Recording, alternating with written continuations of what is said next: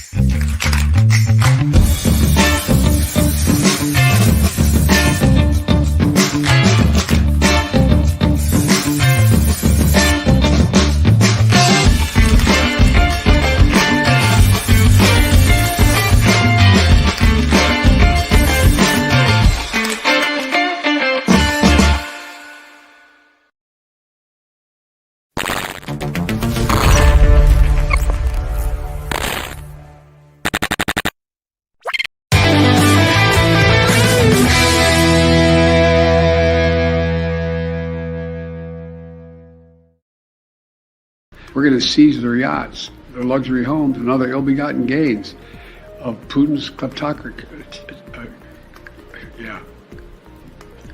Kleptocracy. And the guys who are the kleptocracies. Of Putin's kleptocracy.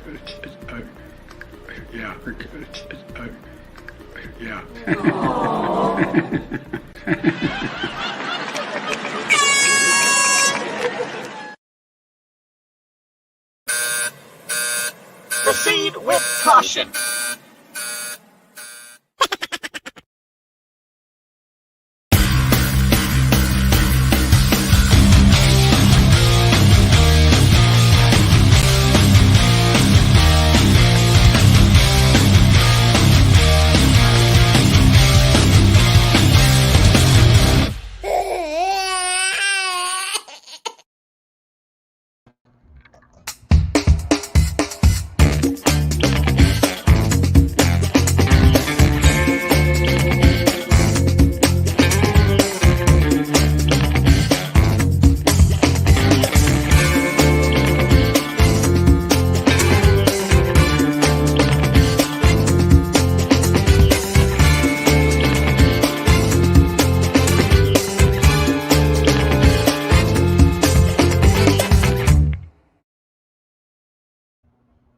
Hey everybody, welcome back. It is Sunday Night Live on the Prepared Mind channel, and we are in the zoo. We got Patreon.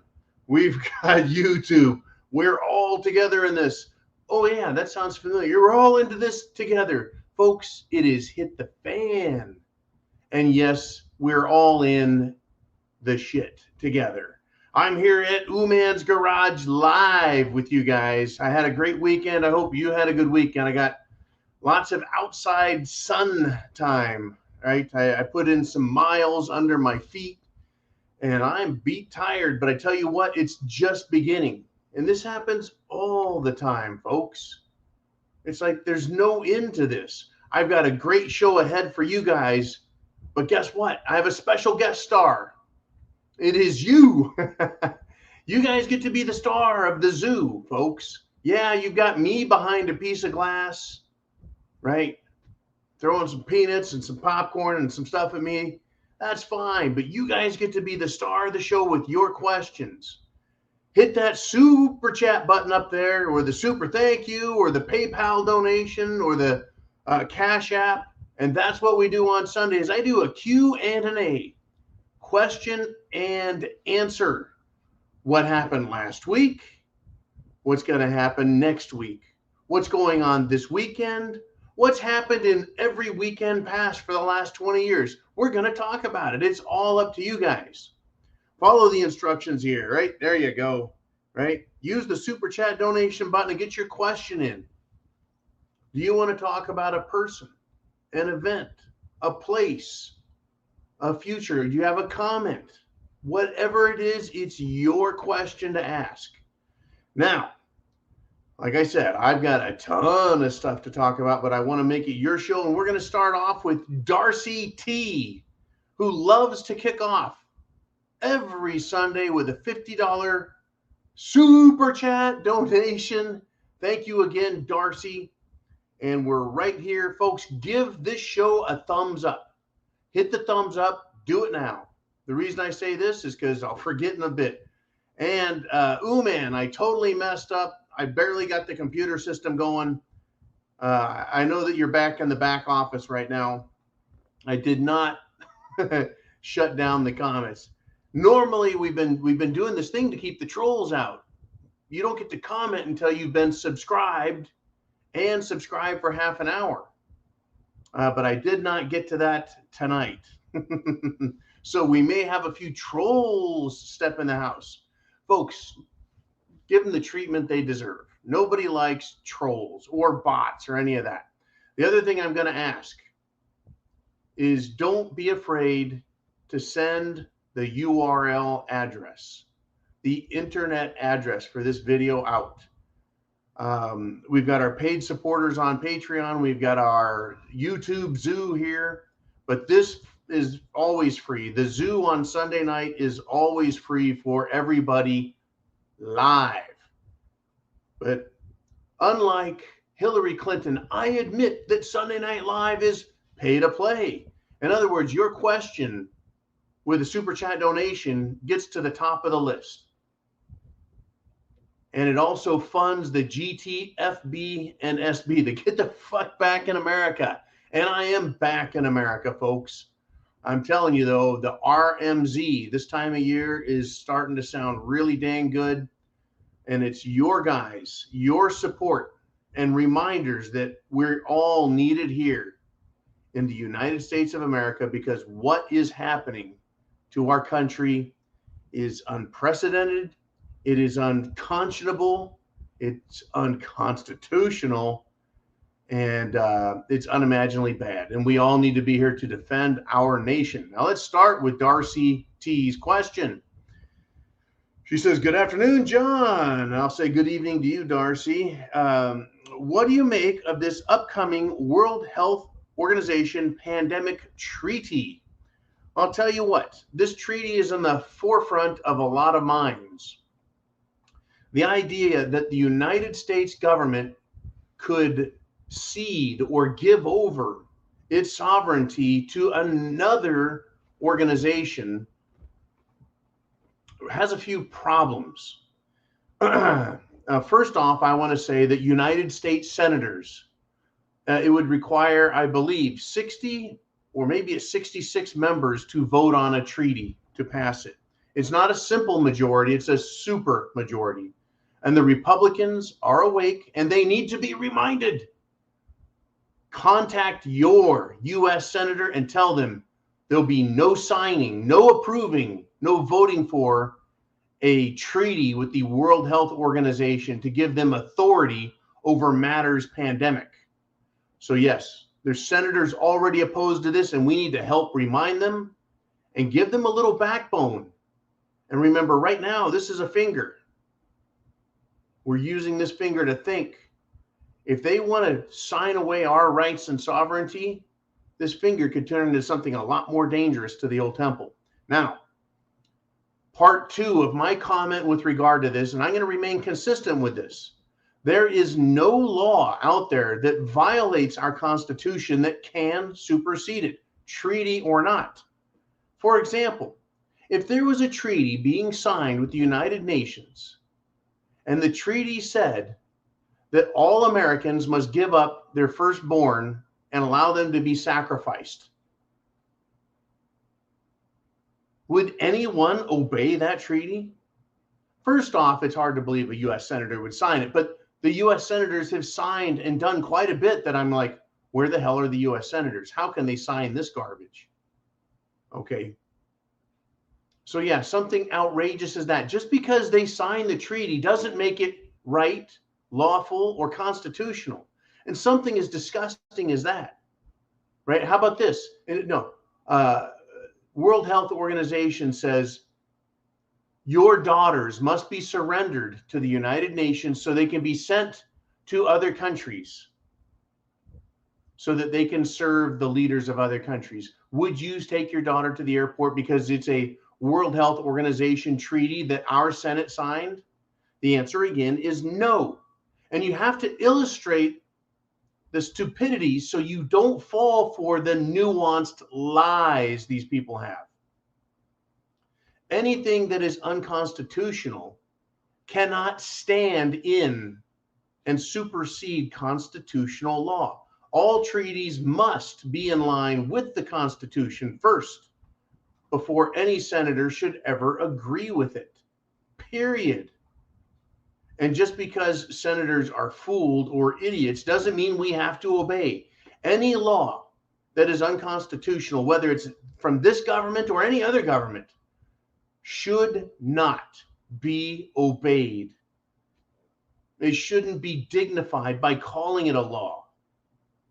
So that is how I stand. That is where I stand. It cannot exist. It is impossible for a law that is unconstitutional to remain in anyone's mind as anything we should obey. Certainly, it would cause a revolt. No international organization is going to tell me what to do, right? Whether or not they're violating the law, right? Right here,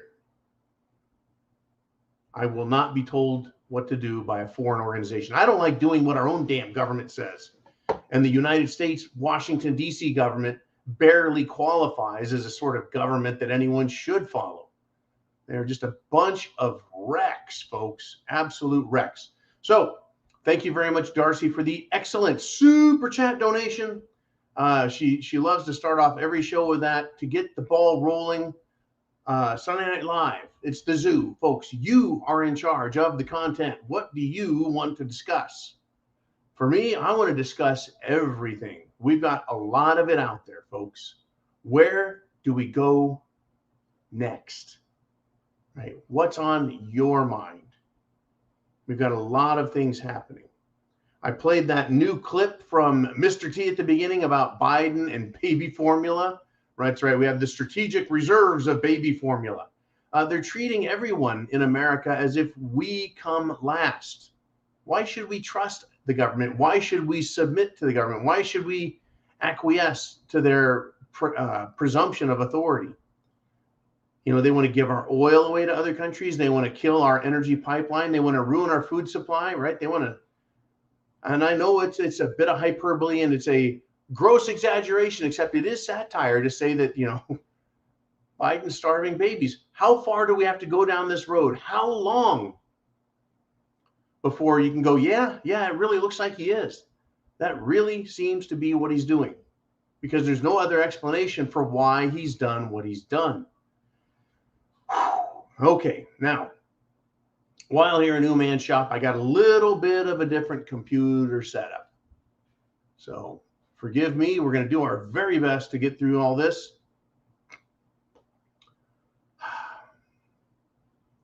Are you ready? Okay, here we go, folks. In Australia, they have a top doctor. They have a Dr. Birx or Dr. Fauci wannabe. Her name is Dr. Atkinson. And she tweeted, quote, "The light of our life has gone out. My beautiful and only daughter died yesterday." Her daughter's in her mid-20s. I'm sure the daughter got the Jim Jones juice, right? And I'm not celebrating the death of this girl, folks. But the Aussie version of Dr. Fauci is now suffering what many have suffered since being forced in Australia to take the Jim Jones juice. Whether or not the daughter died from a Jim Jones juice heart attack, heart issues, stroke, or whatever, like so many other tens of thousands of people have, the bad fascist doctor gets to share in the pain. Every one of these people, in my opinion, folks, are responsible for the pain and the suffering that's occurred. Nobody is above the karma that's coming, folks. Nobody is above this karma. Good golly. I'm telling you, folks. These people will obey any order that makes no sense. Remember, before the Jim Jones juice, or rather, as soon as it was approved under the Trump administration, Kamala Harris, all the Democrats were like, "I'll never take that stuff, not while Trump is around, because it's his problem." And then Joe Biden wins, right? And they're like, "Okay, everybody line up behind Joe Biden and take it." These people will follow any order. Kind of reminds me of, well, World War II's Nazis.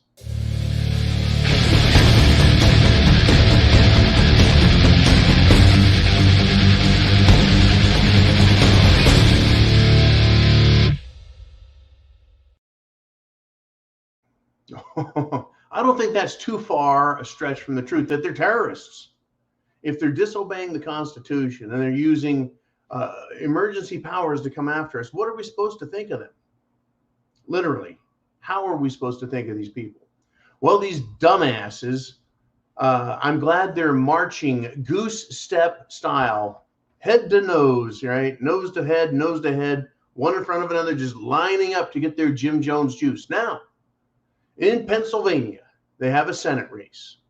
And the dumbass, Democrat front runner running for the Senate is none other than the Democrat Lieutenant Governor, John Fetterman. The guy looks like a giant thug. I don't like him. I've never liked him. I've watched his stuff in the past. The guy is a giant a-hole. Guess what, though? He had a stroke. He blames his stroke on a clot, but he's also fully juicinated.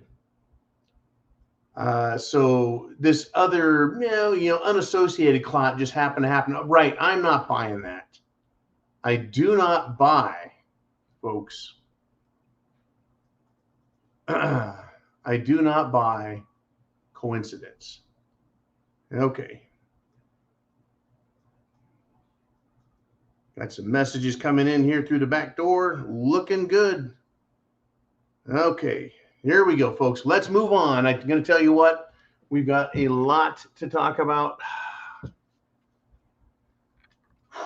Where do you want to start? First, I want to salute everyone who has served in the military, everyone who supports the military. The military is full of veterans that serve this country because they love it and they believe in the Constitution, folks.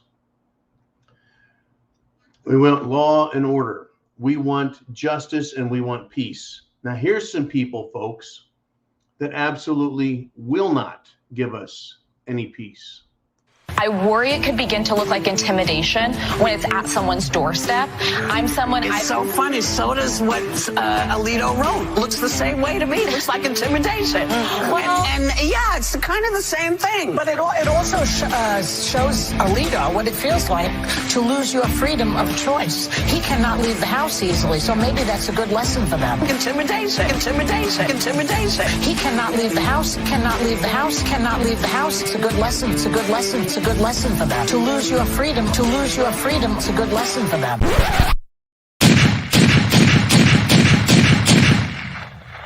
Obey. It's kind of the same thing.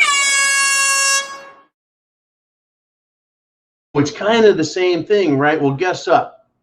Guess what's up?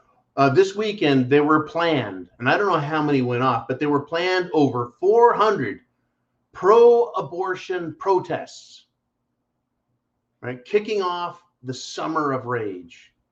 400 protests. And their statement, we will be ungovernable. They want to intimidate the Supreme Court justices, folks, who have not given us a ruling. Now, they had under good authority, and it's been admitted that it was a true draft copy of the majority opinion that Roe v. Wade is going back to the states. Each individual state gets to decide for itself. So the people of each state get to decide for themselves. Now, these radical lunatics all over the country, are they planning something very similar to the Summer of Love 2020 with the mostly peaceful blazing fires? Well, let's see what they do. It's coming, folks. These people want it. They need it. And they're showing us exactly how evil they are. They really are. They truly are. The Satanists, literally, folks, the Church of Satan or the Temple of Satan or whatever the heck they are, they're coming out. They're pro-abortion. These lunatics are going to have hundreds of protests everywhere. You think that's going to change anyone's mind? Or you think we've all kind of decided for ourselves whether or not a fetus is alive or not? You know, it's incredible. I know that once a woman discovers she's pregnant, it is a joyous occasion, you know, very joyous. Husbands and wives celebrate, families celebrate, and they start treating that baby already as if they are a member of the family. Even though it's in the tummy, everyone is excited. Well, at least that's the way it should be. That's the way it should be. For the political leftists, they see babies as an imposition, right? These people are unbelievable, folks, but they're out there.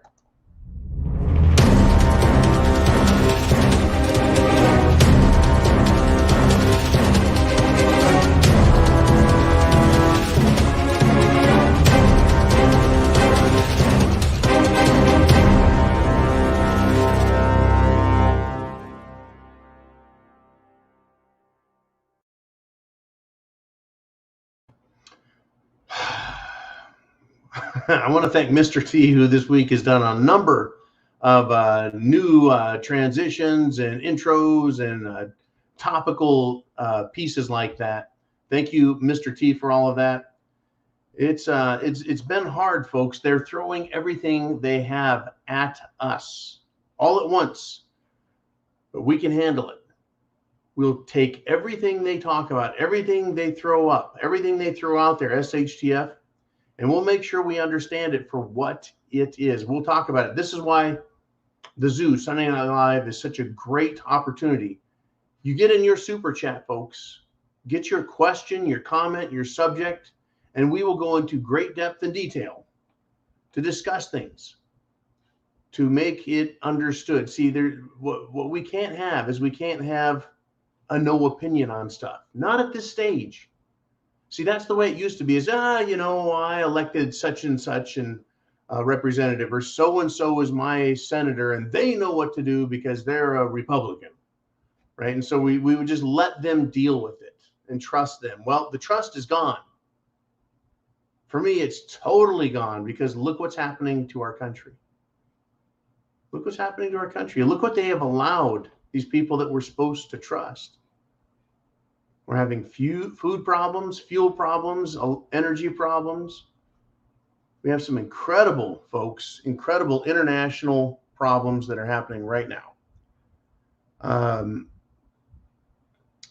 You know, and let's switch over if we shall. We'll change gears a little bit. We're going to head over to Russia, Ukraine, NATO, and what's happening there.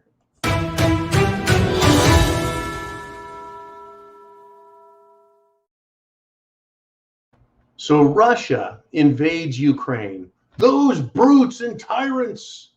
No, wait, well, no, they claim they had a reason, right? Because Ukraine was trying to bring NATO in, and that was not part of the deal. The prior deal, according to other agreements, was that they would not do that. Well, here we are, folks, right? Politicians screwing things up. Now, because of the brutish efforts made by Russia, Sweden and Finland have said they want to join NATO. Interestingly, Sweden and Finland, under the Soviet Union, never ever joined NATO. Not when the Soviet Union was rolling into the Czech Republic, Czechoslovakia. There was many, many, many hostile takeovers of other countries by the Soviet Union, but Finland, Sweden never thought to join. Well, they have now.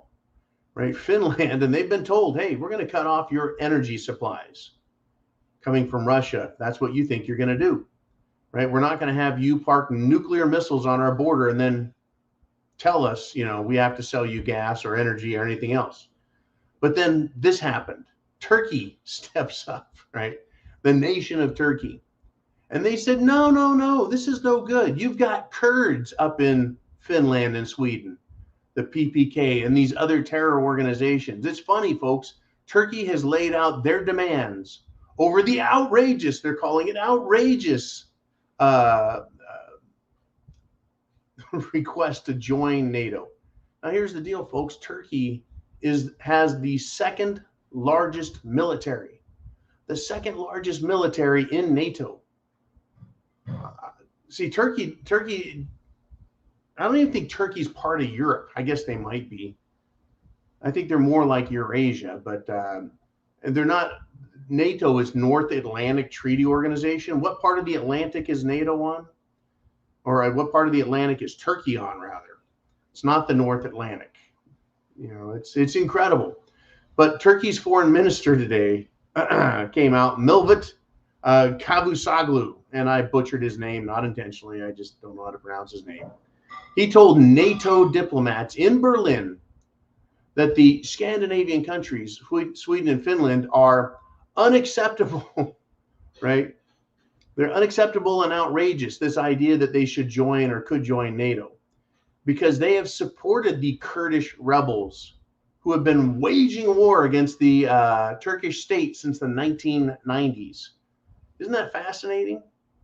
They think, get this, folks, Turkey says because there are Kurdish people living in Finland and Sweden, that makes Finland and Sweden unacceptable partners. Well, how many anti-American, shall we say, terrorists live in Turkey that have been engaged in attacks against American troops in different countries, right?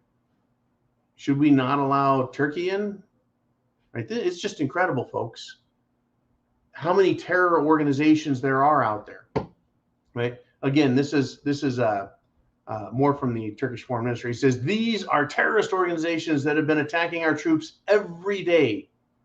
Therefore, it is unacceptable and outrageous that our friends and allies are supporting this terrorist organization. And this is not a joke, even though my tongue is in my cheek on this one, right? Turkey, didn't you pay attention? Once a terrorist is in another nation, they're safe as kittens and they don't misbehave anymore. That's why they're allowing all of these Turks and other Northern Africans and other Middle Easterners to just flood into Europe. Wasn't it Erdogan? Wasn't it Erdogan who was pushing people through his country and into Greece at the Greek border? And the Greeks were building fences and putting up walls, trying to stop illegal immigration into their country that Turkey was pushing. Well, that was fine then. You see, and Finland isn't saying we're going to take our Kurdish terrorists and send them back to Turkey. They're just saying we want to be part of NATO because Russia is so dangerous, right? Again, Turkey needs to learn that once a terrorist is in a European nation, they're safe as kittens. They're not bad anymore because the Kurds and other Middle Eastern transplants don't steal, they don't assault, they don't rape the people of Sweden, Finland, Norway, Denmark, Scandinavian countries, and other European countries. No, they're very good people. Actually, many of them are. Many of them are thieves, criminals, drug dealers, human smugglers, as well as rapists. Have you noticed how jacked up the entire system is? Have you noticed? They got immigration screwed up in Europe and in the United States. They've got energy screwed up in Europe and the United States. They've got the legal systems completely screwed up in Europe and the United States. Europe can't decide if countries are sovereign or if the European Union gets to tell them what to do, or do they have to do what the International Monetary Fund or the European Central Bank has to say before they can do anything. They don't have their own military. They have this NATO organization that is run by a bunch of bullies, right? We're learning, folks. We're learning, are we not? you and I at least, that these people are all lunatics. Jolene is our there we go. I wanted to make sure our system was set up and working. Again, folks, technical difficulties in the year 2022. Technical difficulties everywhere. But we're started. We're getting through them. We're almost to 500, folks. 500 people live. I got a little number right here on my screen. Almost 500 people live. The President of the United States on his YouTube channel, Joe Gigi Biden, father of Hunter Biden, they can't get 500 people live, especially ones that'll give a thumbs up. So definitely give that thumbs up. Hit it. Hit the notification bell down there as well. And if you want to do a comment, please hit the subscribe button and then comment. We got Diorce up with a super chat donation. Thank you, Diorce. $12 super chat. He says 12 gauge super mag. He says 383 people were watching this stream.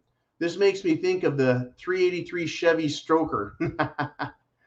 I tell you, the 383, I think, was a stroke 350 small block, if I remember my numbers correctly. There used to be a time when you and I could actually build our own engines.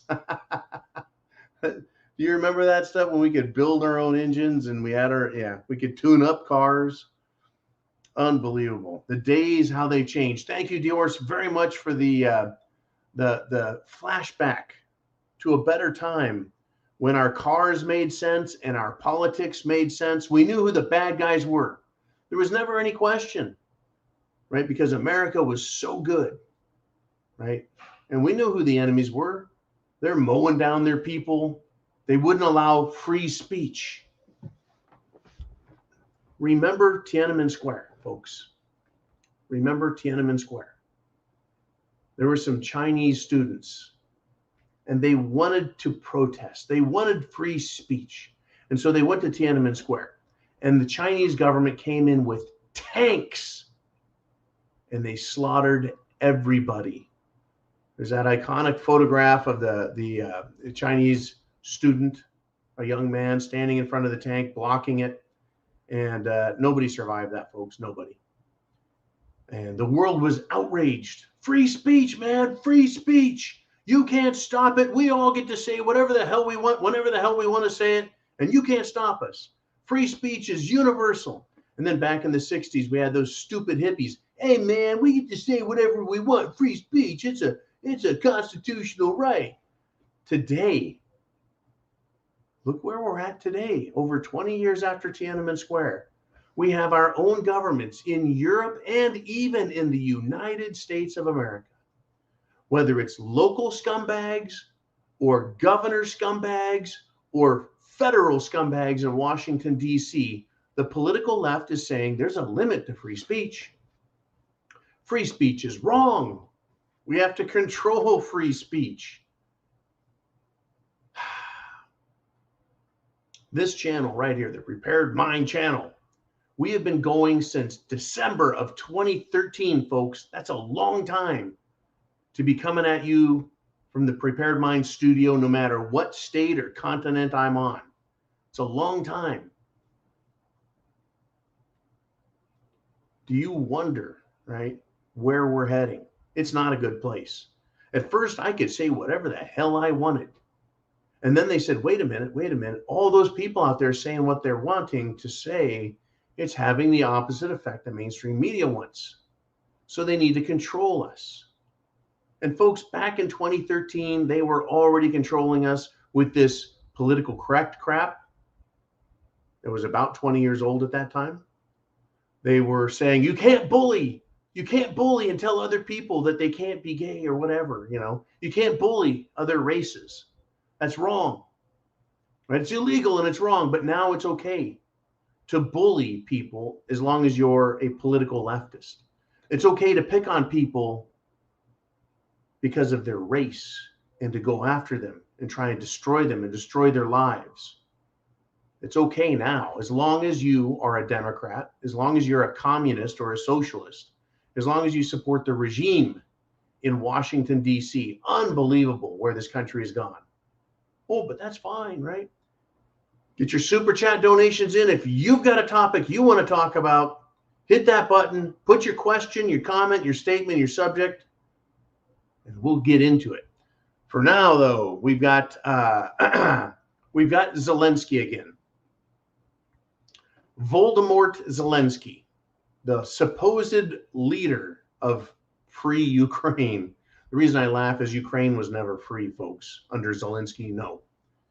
Nope. In fact, since Russia has been taking aggressive steps in their invasion of Ukraine, because they have invaded it, they have rolled in, Zelensky's been arresting people who do not blindly follow him. So, oh, by the way, Zelenskyy supports neo-Nazis in his country, and he has neo-Nazi military. So he is now pressing. He's demanding that the U.S. designate Russia, quote, a terrorist state. And yeah, that's right, folks. Mitch McConnell was there for that visit. Mitch McConnell's in Ukraine. And so Zelenskyy gets to stand up and act like he is some sort of statesman. I want to ask this question: where is the sense of history? Where is the sense of history? They want to designate Russia a terrorist state for defending its national integrity, for defending its national security, for taking an aggressive step against a country that has threatened them. Now, sense of history. The United States of America engaged in Vietnam because aggressive China was supplying military arms to people who were trying to take over Vietnam. Zelenskyy is part of an aggressive move to take over Ukraine. If you want to look at Ukraine as a type of Vietnam, right? Did America feel threatened by the Chinese and the communists coming down into Vietnam and supplying them with arms? Yeah. America saw that as an attack on freedom and liberty. So in 2014, Zelenskyy and his miscreants had a military coup that they participated in Ukraine, and they took over the government. Now they claim to be the legitimate government. But Russia was supplying arms, I'm sure, to the rebel resistance, much the same way the United States supplied military arms to South Vietnam back in the 60s. And then in the 1960s, the United States said, that's it, we're now sending in the Marines. They sent in the Marines, they sent in the Army, they sent in the Air Force, they sent in the Navy. You bet, folks. We sent our military in and invaded Vietnam to fight back against, the bad guys. So why is it wrong for Russia to try and stop an invasion and a takeover by a hostile military force they don't agree with? Right? Where's the sense of history? I'm not saying Russia's the good guy here. I'm just saying, isn't this incredible, folks? They're using everything as an excuse, right? Everyone wants to pretend like they're guiltless, they're without blame, right? And that everything that they say and everything they want to do is the right thing because they're so moral. A bunch of pious jackasses in Washington, D.C. don't have any room as far as I'm concerned. No moral high ground to stand on. Anyways, where do you guys want to go? What do you want to talk about? What's on your mind, folks? This is your chance. It is Sunday Night Live.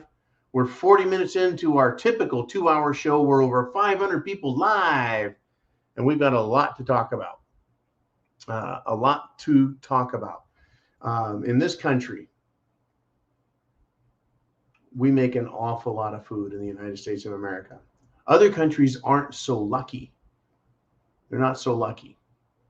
right? We heard that Hungary is going to stop banning, or they're banning or stopping the exportation of food. Russia is a huge food producer, grain producer, and exporter. Same with Ukraine, but that's kind of been tied up, hasn't it? And now we have India, folks. India is now halting its wheat exports because they see what's happening in the world, and they're having a food security, right? They're saying their food security is at risk. This is yet another nation that is refusing to export food. India, by the way, has over 1 billion people. They've got 1.2 billion or 1.3 billion. China has 1.4 billion. Isn't that incredible, folks? India manages to have that many people, and they still grow enough food, and they export it. Incredible, no? Well, they're not going to export any more food now. I guess that's one of the few honest, truthful things Joe Biden has decided to do, has he not? And that's tell us that there's going to be food shortages. I guess he didn't mean that we're going to have baby food shortages, or maybe he just didn't tell us that was part of the plan. Funny, though, isn't it? How they managed, the U.S. government, to get pallets and pallets of baby food. And they sent them to the southern border and also over to Ukraine. That's amazing. While at the same time, American mothers and American babies are suffering shortages. I mean, we're not 100% out, but there's shortages. And it's extremely frustrating when we produce so much food here, yet we don't have enough to put on our shelves. Well, to give you an idea of where this is all heading, there are food riots in Sri Lanka, folks. The small, we'll say third world emerging market type nation, Sri Lanka, has gotten deadly. The riots there. Protesters are beating up police. They're burning down politicians' homes. Can you see this happening in the United States of America? I tell you what, I can. I can see us getting that bad. I have said repeatedly, it is third world nations, not first world, not superpowers, not emerging market economies, second world, but third world nations. They're the ones who are going to suffer first and suffer the most, especially those nations that cannot produce enough food to feed themselves. Nations that rely on the exportation of the products they have, right, and then importing food. So there's now shortages. Could this also be because of the shipping problems that are going on? That's right. Island nations, remote nations, they're relying on the shipping industry. They're relying on food to be grown, processed, right, packaged, put on pallets, sent to the ports, put on ships. The ships sail, they take them off, and then they go to the store. This is going to be an awful, awful shit show, folks. Years ago, we had Venezuela. That's right, Venezuela, the country that told Joe Biden, we're not sending you or selling you any oil. You guys have been shitting all over us, and now Joe Biden, you're not going to get. You don't get to get our oil. Well, years ago, Venezuela was going down the tubes. They were visited by this thing called inflation, and then aggressive inflation, nasty inflation, and then hyperinflation. See, you don't just get a little inflation that goes out of control and then it goes back down. Get ready for some really bad inflation. But that inflation, right, in Venezuela, these sanctions by the United States are essentially an act of war because the people are the ones who end up suffering.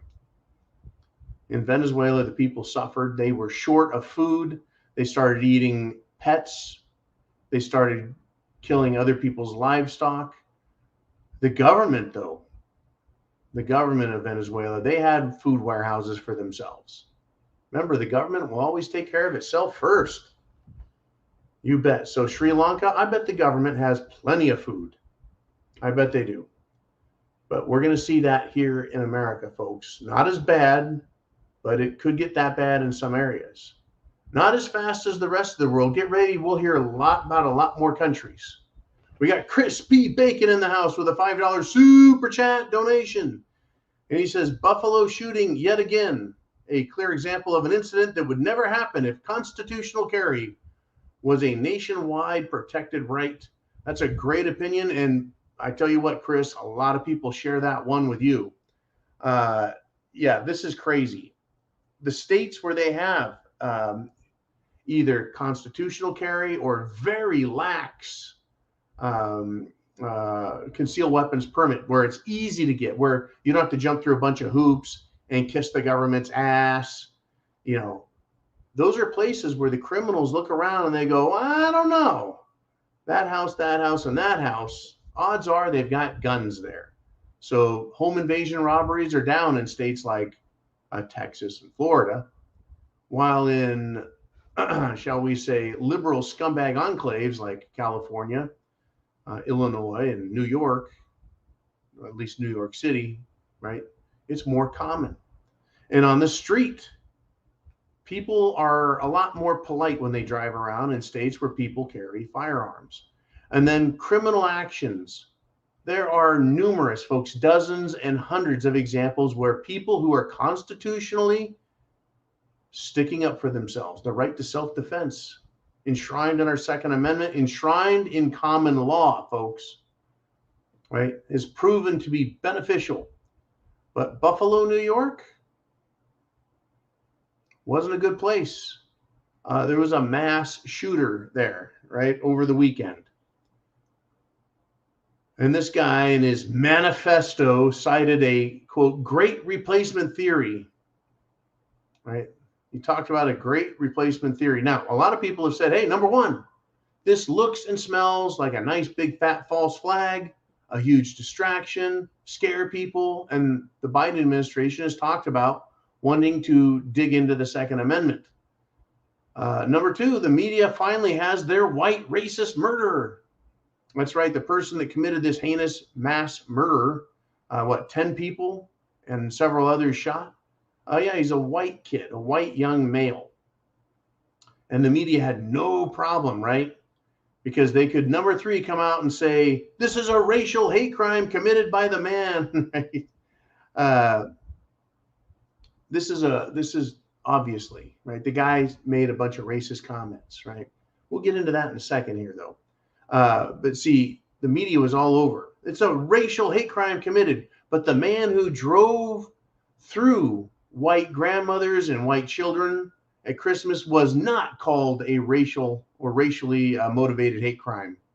See, this showcases for all of us and all races that this is not about race. What is happening is not about race. Right? What people do may be about race, but how the media covers it and the government reacts, right? They're showing us that it's about party politics. Democrats get a pass, always. Everyone else, not so much.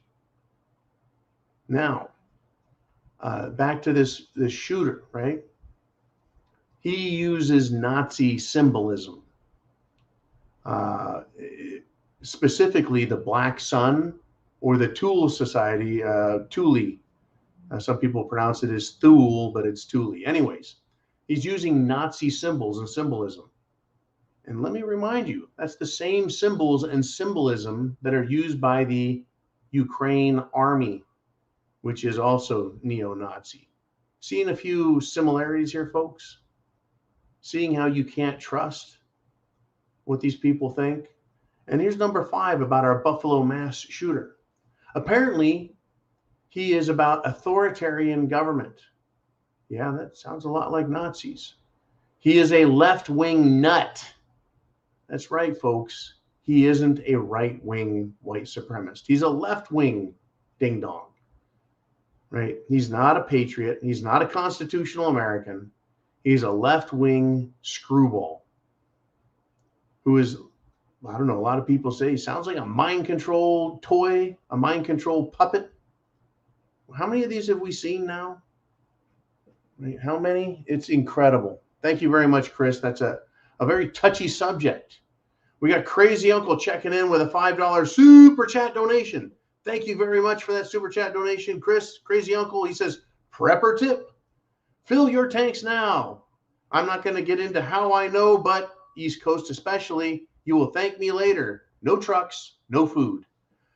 Crazy Uncle, I'm glad you did not share your top secret super squirrel insider knowledge with the rest of us. But I just think even without citing your authority, what you're saying makes damn good sense.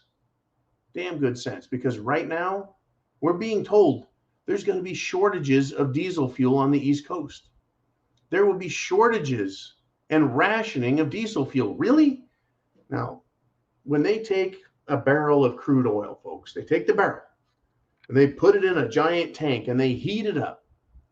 And it's called cracking or distilling. And they take out different distillates. You heat it to one temperature, you get natural gas or liquid propane, which then they compress down into liquid propane, LP. You turn the heat up more, you'll get gasoline. You turn the heat up more, you'll get diesel fuel, kerosene. You'll get other distillates. That's why they call them distillates, different weighted fuels. If they're not going to have enough diesel for the East Coast, folks, if they're not going to have enough diesel cracked out of the oil, what about gasoline? We may have gasoline shortages just as quickly, especially if there aren't enough diesel trucks to transport food, other items, as well as fuel all over the country to fill our local service stations. This is great. I'm thinking, folks, keep your tanks full. Here is a prepared mind tip, and I'm not even Crazy Uncle.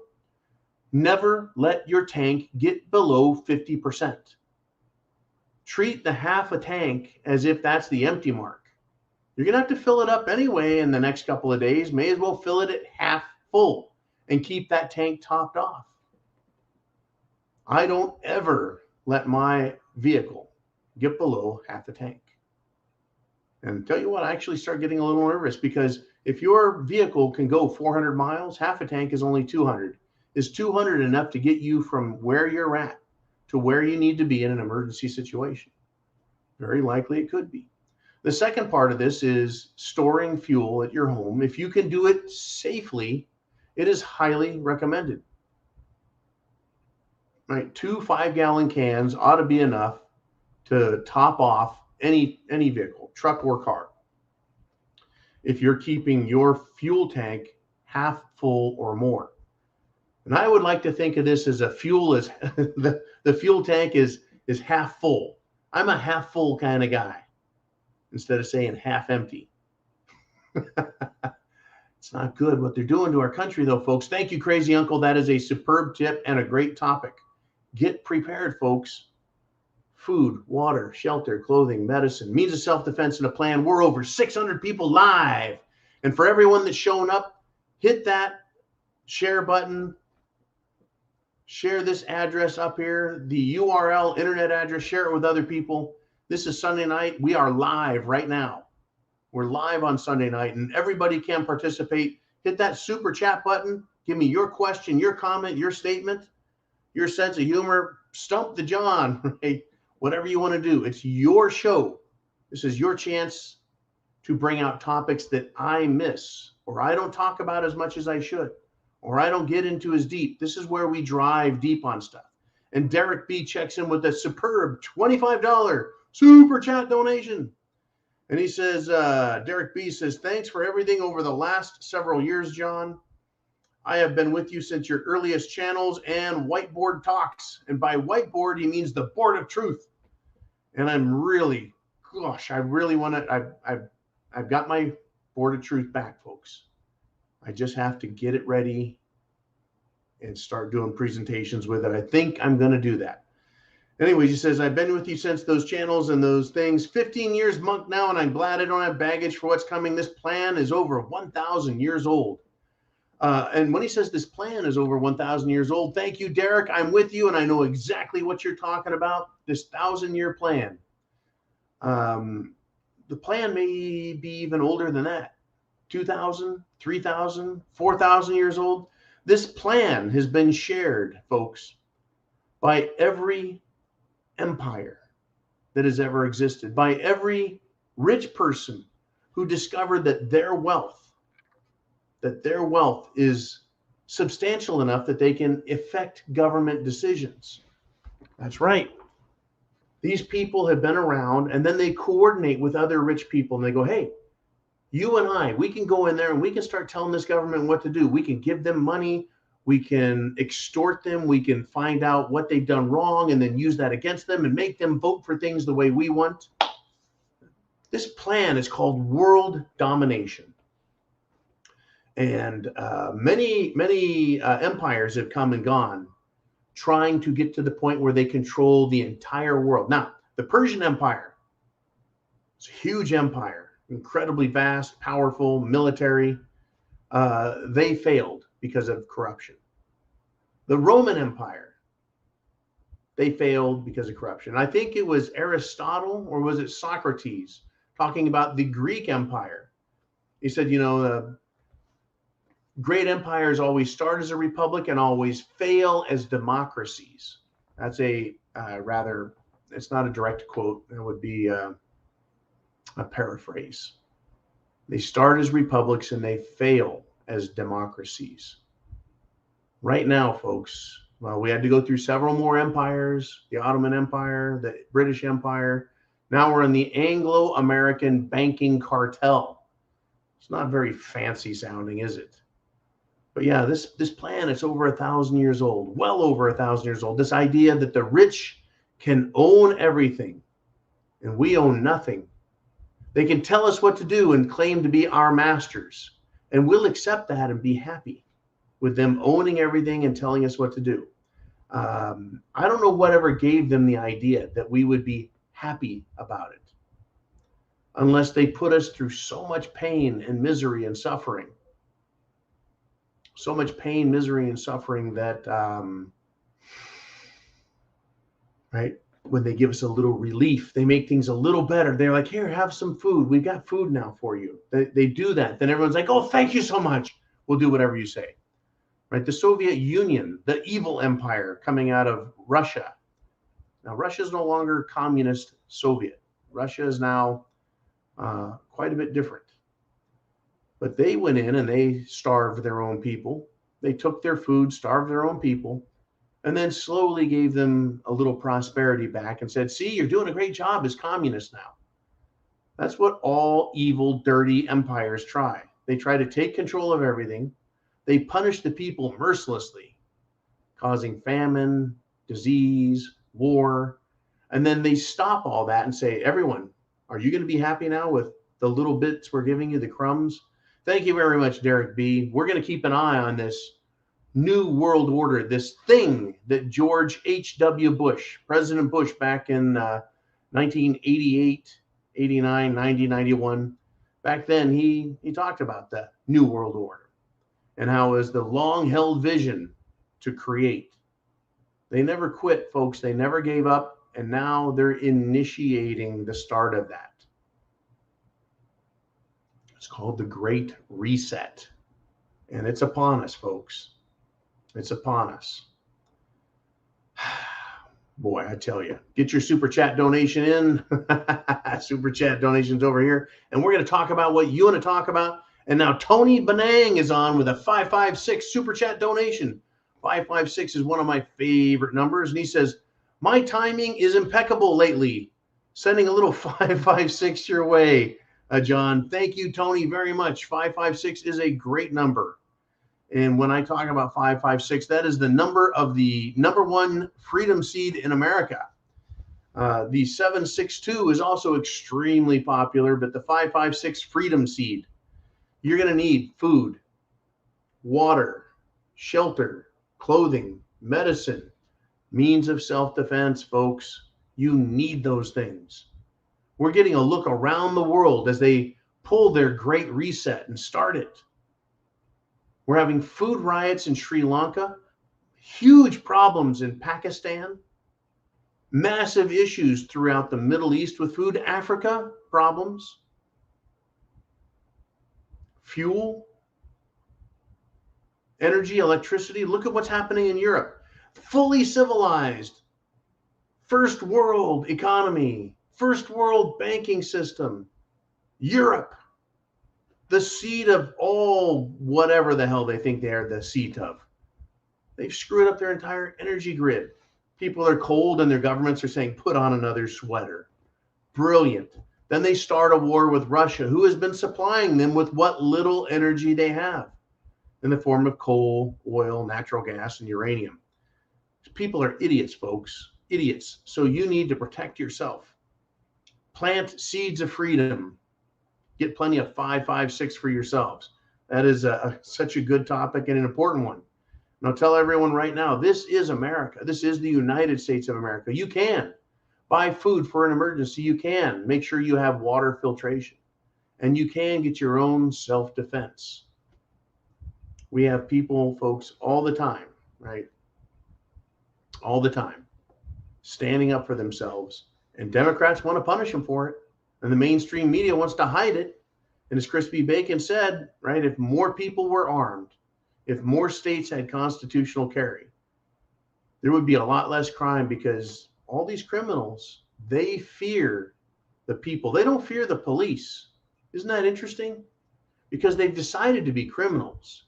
They don't fear the police. They know the police are afraid to take any action for fear of being sued or sent to prison, like officer or former officer Derek Chauvin, right, who happened to be arresting St. George Floyd when he died from a fentanyl overdose, which is the opinion of many experts. I'm no expert, folks, but I can listen to experts. Anyways, they know that the police are going to be very soft with them. And criminals also know that people like you and me, we have the same right to defend ourselves and others. Did you know that?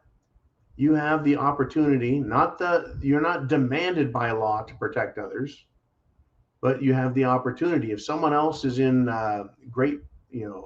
being threatened with great bodily injury or death, you can use the most extreme force to protect them.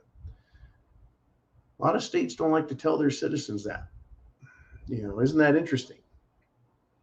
Isn't that interesting? Now, we got Crazy Uncle with prepper tip number 2 and a super chat donation of $5. Thank you again, Crazy Uncle. He says, double check your water source. If things go total sheet storm, for your information, FYI, you might have to walk by yourself in order to get it. Water is an important thing. If the city water turns off, if you've got city water, where are you going to go to get water? If you have a water well, your own private water system, and I've had many for myself, they're wonderful. But if the power goes off and you don't have a generator, how are you going to get water out of your well? Do you have a secondary source, a pond, a stream, a river, a lake? Right? Can you get water? And then do you have the ability to sanitize it, right? To purify it, to remove pathogens, bacteria, junk, E. coli, Giardia. And what about other chemicals that could be in pond water, right? Do you have the proper means to do that? Now at the thepreparedmind.club, C-L-U-B, thepreparedmind.club, that's our store. It's your store. You guys pay for it. That's what your super chat donations do, is it pays to keep our internet store open. It pays people to work and provide the services here. I'm just the face.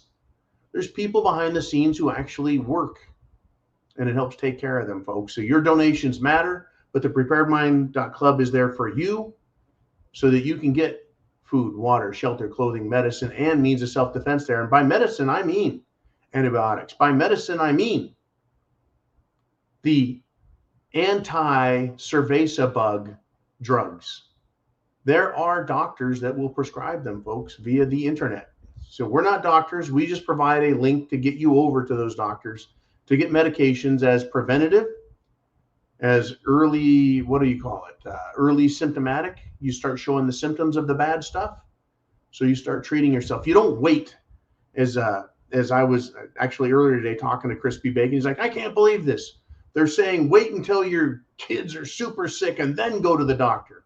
Why wait until you're super sick? Right? You can take a lot of these prescriptions as a prophylactic. In fact, some states are making the treatment drugs over the counter. Right? Luckily for horses everywhere, it's available to them without a prescription. And I make sure I've got plenty for my horses. I've got plenty of tubes for my horses to make sure, just in case they get sick. Our government doesn't seem to be that interested in protecting us, though, right? Kind of strange. They're more interested in sending 40 billion over to Ukraine than they are to protect our own citizens here. They're willing to support the people in another country than they are in supporting our homeless vets here and others. They're more interested in bringing illegals across the border and busting them all over the country, giving them money, than they are taking care of our own people that need help. Unbelievable. And Tucker Carlson of Fox News, right? He's getting more shit. Hang on to that thought there from Mr. Skylight, please. Tucker Carlson said, you know, American leaders are more interested in protecting Ukraine than protecting you. And I think he has a very valid argument. Very valid argument. By the way, we're at 650 people live. Bam. Yeah, so Tucker Carlson, he's concerned. What's he seeing? Baby food. What? They call it baby formula. No, it's food, right? Our homeless people. What? Right? Don't we have problems on the streets with our own, but we're going to invite in more homeless people from other countries? And hell, just give them homes, give them, you know, credit cards, give them EBT, food stamps, welfare, pass them all over the country. We're more interested in protecting Ukraine than we are protecting our own country from an invasion. It's like, what is going on? It's not going to get better, folks. We need to support people who are speaking the truth. Right? We need to point out people that are liars and hypocrites. All right, let's move on back to Mr. Skylight, who is a great sponsor of the show, and he works very hard behind the scenes as well, providing information, viewpoints, links, etc. He's got a $19.99 super chat donation. He says, oh, he's got a quote. And Mr. Skylight's famous for giving us quotes. He says, here's the quote. The ultimate measure of a man is not where he stands in moments of comfort and convenience, but where he stands in times of where he stands in times of challenge and controversy. That is Dr. Martin Luther King Jr. Isn't that interesting, folks? Cheers to you there, Dr. King. Dr. King said many great things that were quoted for a long time as being of great philosophical value. I know right now, you know, some of the younger generations in America really don't get taught who Martin Luther King Jr. is. You know, when I grew up, he was quite a name. Every city has a Martin Luther King Boulevard.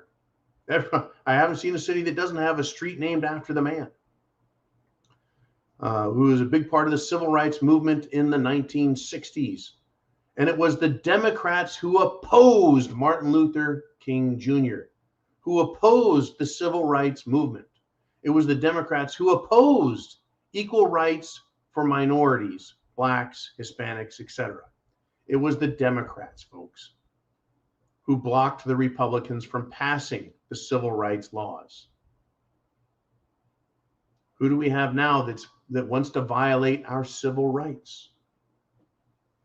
That's a double head scratcher. Again, it's the Democrats who want to say you don't have a First Amendment, you don't have a Second Amendment, you don't have a Fourth or a Fifth Amendment. There is no Ninth or 10th Amendment for you either, right? They want to take those rights away from us. But this is where we're coming to SHTF, and this is why Mr. Skylight's quote is so important. I'm going to read it again. The ultimate measure of a man is not where he stands in moments of comfort and convenience, but where he stands in times of challenge and controversy. Right now, folks, right now, we are challenged. We're being challenged by our own government, the federal level, at the state level, locally. The controversy, folks, is in education. What are they doing to our children in schools? What perversions, literal sexual perversions, are they trying to shove down children's throats? All the way down to kindergarten, all the way down to pre-kindergarten. They're pushing the most perverted nonsense as reality. They're pushing anti-white racism. They're pushing what? Transgenderism is normal. Gender dysphoria is normal. They're pushing all that. That's just education. Times of controversy. The war that they're asking for in Ukraine, the enemy they want to name, Russia, is doing no worse than what the United States did with Vietnam. There was aggression coming out of China into Vietnam to take over a country, and America went in and stepped up.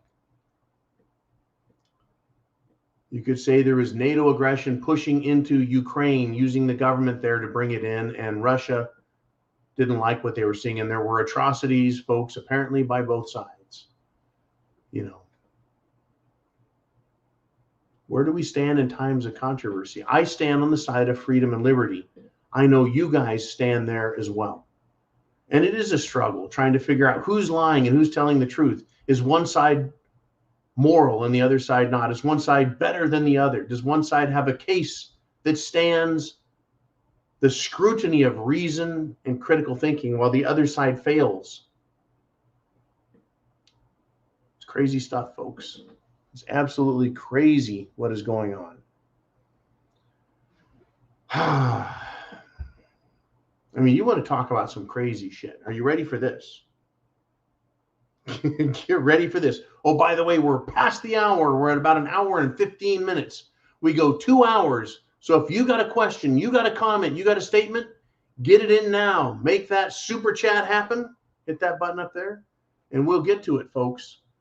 But I got to tell you this. This is a crazy one. It is so crazy, I might even call it insane. There's a new government study out. It says cleaner air leads to more Atlantic hurricanes. I did not even bother to read how that's possible. Instead, I said, wait a minute, we're supposed to be cleaning the air. We're supposed to be taking the carbon, all of this nasty carbon and particulate and junk that we as humans are putting in the air. We need to stop that.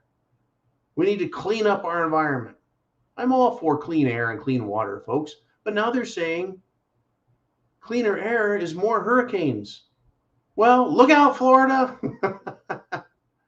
No carbon equals more destruction of Florida and the Gulf states and the East Coast and the Caribbean. Right? More destruction for Mexico and Central America and the top of South America from hurricanes. Are we to believe this, folks? Or is this more hype and hyperbole coming out of the NOAA and the climate, shall we say, activists? Unbelievable. What is going on out there? We got Derek B back with another $10 super chat donation. And he says, this really is all from satanic Freemasonry, all the way back to the Tartarians and revenge for being defeated. Almost all of our world leaders and influencers involved Rockefellers, builders, Roths. Okay, how do I even approach this one? Keep that up here for a few minutes. The revenge for being defeated. Now, way back in the early 90s, I was told that the Freemasons were bad guys. And I studied for well over 10 years trying to find the evidence of this, the concrete evidence. The Freemasons are the bad guys. What I discovered was something quite different. George Washington, Freemason.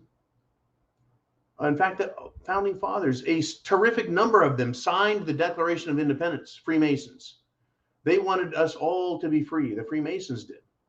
They were part of a philosophical organization that expanded throughout Europe and then into America. with ideas of self-governance, freedom, individual rights, God-given rights. All of these things, folks, came through the great philosophers and the Freemasons. And they got tired of tyranny. Now, there was another group, though, and they were called the Bavarian Illuminati. And they said in their documents that were captured that this organization, the Bavarian Illuminati, led by, the leader was Adam Weishaupt. And he said that they were going to infiltrate Freemasonry and use it to try and take over the world. This is where the belief that the Freemasons are trying to take over the world. Okay, that was stopped. George Washington said, nah, we're going to chase the Illuminati out of Freemasonry. In Europe, the same story. Now, the second part where you said, well, this Illuminati, these bad guys, wanted revenge. So what did they need to do? They needed to destroy Freemasonry and label Freemasonry as bad, label freedom as bad, label free speech as bad, rights as bad. Now you're starting to see what happened, right? They said, everyone, look at those bad guys over there. Freedom is bad. And they started other philosophical ideas like socialism, social fascism, and social communism, socialism, where the state became the supreme authority. And then the rich people, who are the Rockefellers, as pointed out, the Bilderberg is the hotel where they met, the Rothschilds, the House of Orange, the House of Windsor, other rich families, aristocrats, their corporations, their money went into supporting the corporations and other government officials that wanted socialism. They don't want freedom. And so for the last 150 years, since, well, the American Civil War, even more than 150 years ago, 160 plus years, these rich bastards, the Rockefellers, Rothschilds, and many others, including the Gates family, the Bush family, many families have been trying to destroy freedom by pushing more socialism on us. The exact opposite thing that the great philosophers and Freemasons wanted. And the word satanic means adversarial. Satan is the great adversary. The great Satan, great adversary. I want freedom and liberty.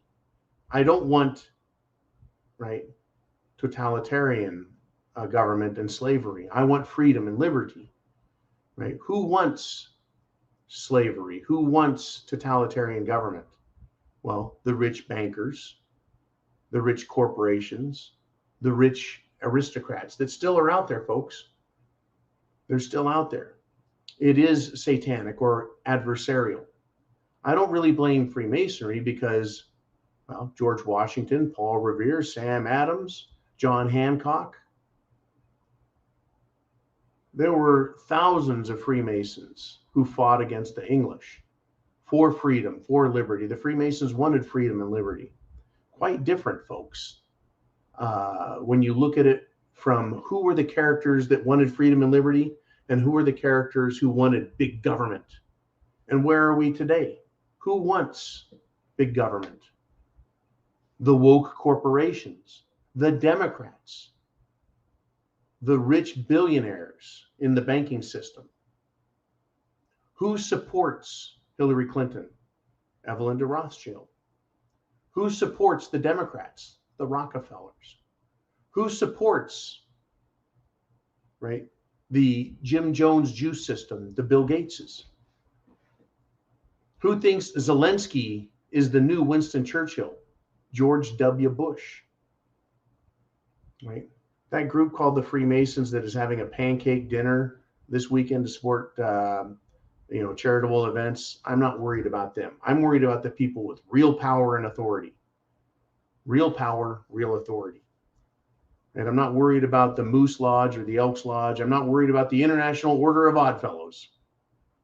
I'm not worried about the Lions Club, Sir Optimus. I'm not worried about the Rotary Club. I'm worried about that club that you and I will never be allowed to join. It's a big club, and you got to be very rich to get in it. And you and I will never be a part of it.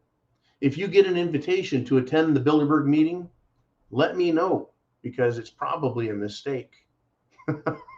I would love to get an invitation. That would be really freaking awesome, right? Can you imagine me showing up at this meeting? I can't imagine. They'd be like, wait a minute, that's that guy, right? What's this guy doing here with a t-shirt, or a Hawaiian shirt, right? They would probably not like that. Yeah, a poor guy rubbing shoulders with billionaires and trillionaires. No, they don't want us, folks. Anyways, Derek B., great topic to bring up. Great discussion. Who really is trying to screw us over? Who really wants freedom and liberty? Who really hates America? Who really hates God? Who really hates morality? Right? Ethics and morality, they're not for sale. Right? Can you justify evil? Killing a bunch of people? Well, you can if you've got no morals, if you're an adversary of humanity. It's unbelievable what's going on out there, folks. Right? We need to know who's the good guys. It's just basically us down here at this level. We're all pawns. Right? Who are the good guys at the top level? There's not as many as we would like to see there. And that's why we're being overrun right now. Literally overrun with evil that's been happening. I mean, just to give you an idea, folks, just to give you an idea, right? These people that push their science on us, right? They're like, hey, everyone needs, right? Everyone needs to be locked down. Everyone needs the Jim Jones juice. Oh, I love the Jim Jones juice.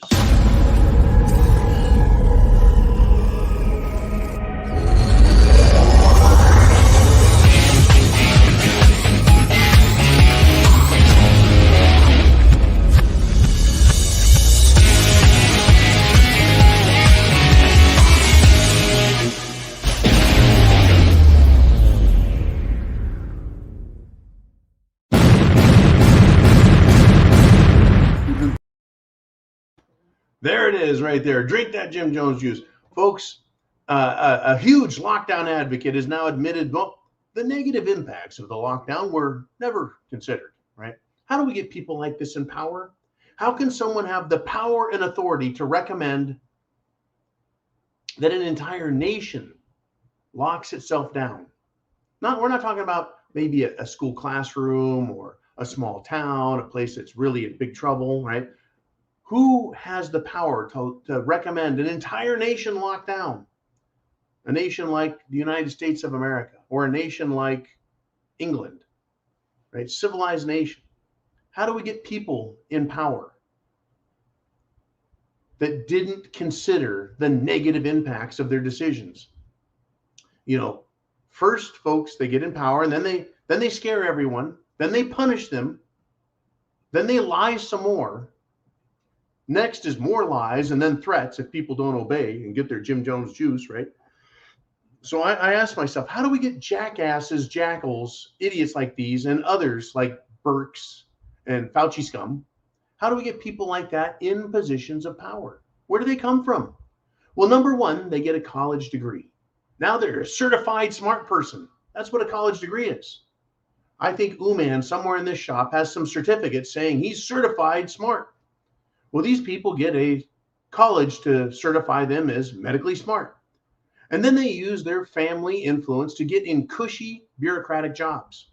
Isn't it interesting how, Dr. Doom and his family are all very well connected? Everyone has great government jobs. Same with Dr. Birx, I think.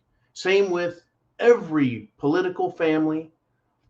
I mean, 90 Proof Nancy has several people that are related to her that are in great positions of power, including Governor Newsom of California. That's right. These people are so nepotistic and inbred, they're going to make the British royal family look normal soon. Anyways, they get in these cushy bureaucratic jobs.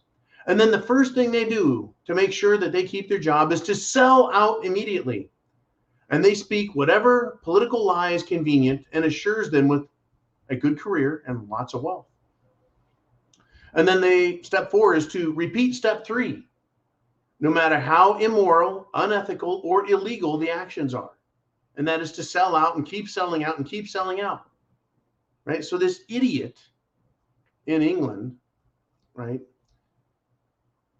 Was this the same guy? I'm just asking a question. Anyone know if this guy that has admitted the negative impacts were never considered, is this the same guy that said England needs to lock down? And then he was like, you know what? I need to get laid. And so during the lockdown, I'm going to go have sex with a married woman. Yeah, that's right. He had a married woman girlfriend that he decided he would go have some sex with, violating his own lockdown order for the rest of the country. But, you know, I don't know if that was the same guy or not. I can't remember. There's so many of these clowns out there, folks, that are just damaging everyone and everything. What a world. We're at the 90-minute mark practically, folks. We're rolling up on it. We're over 600 people live. And we got Blue Cord Devil.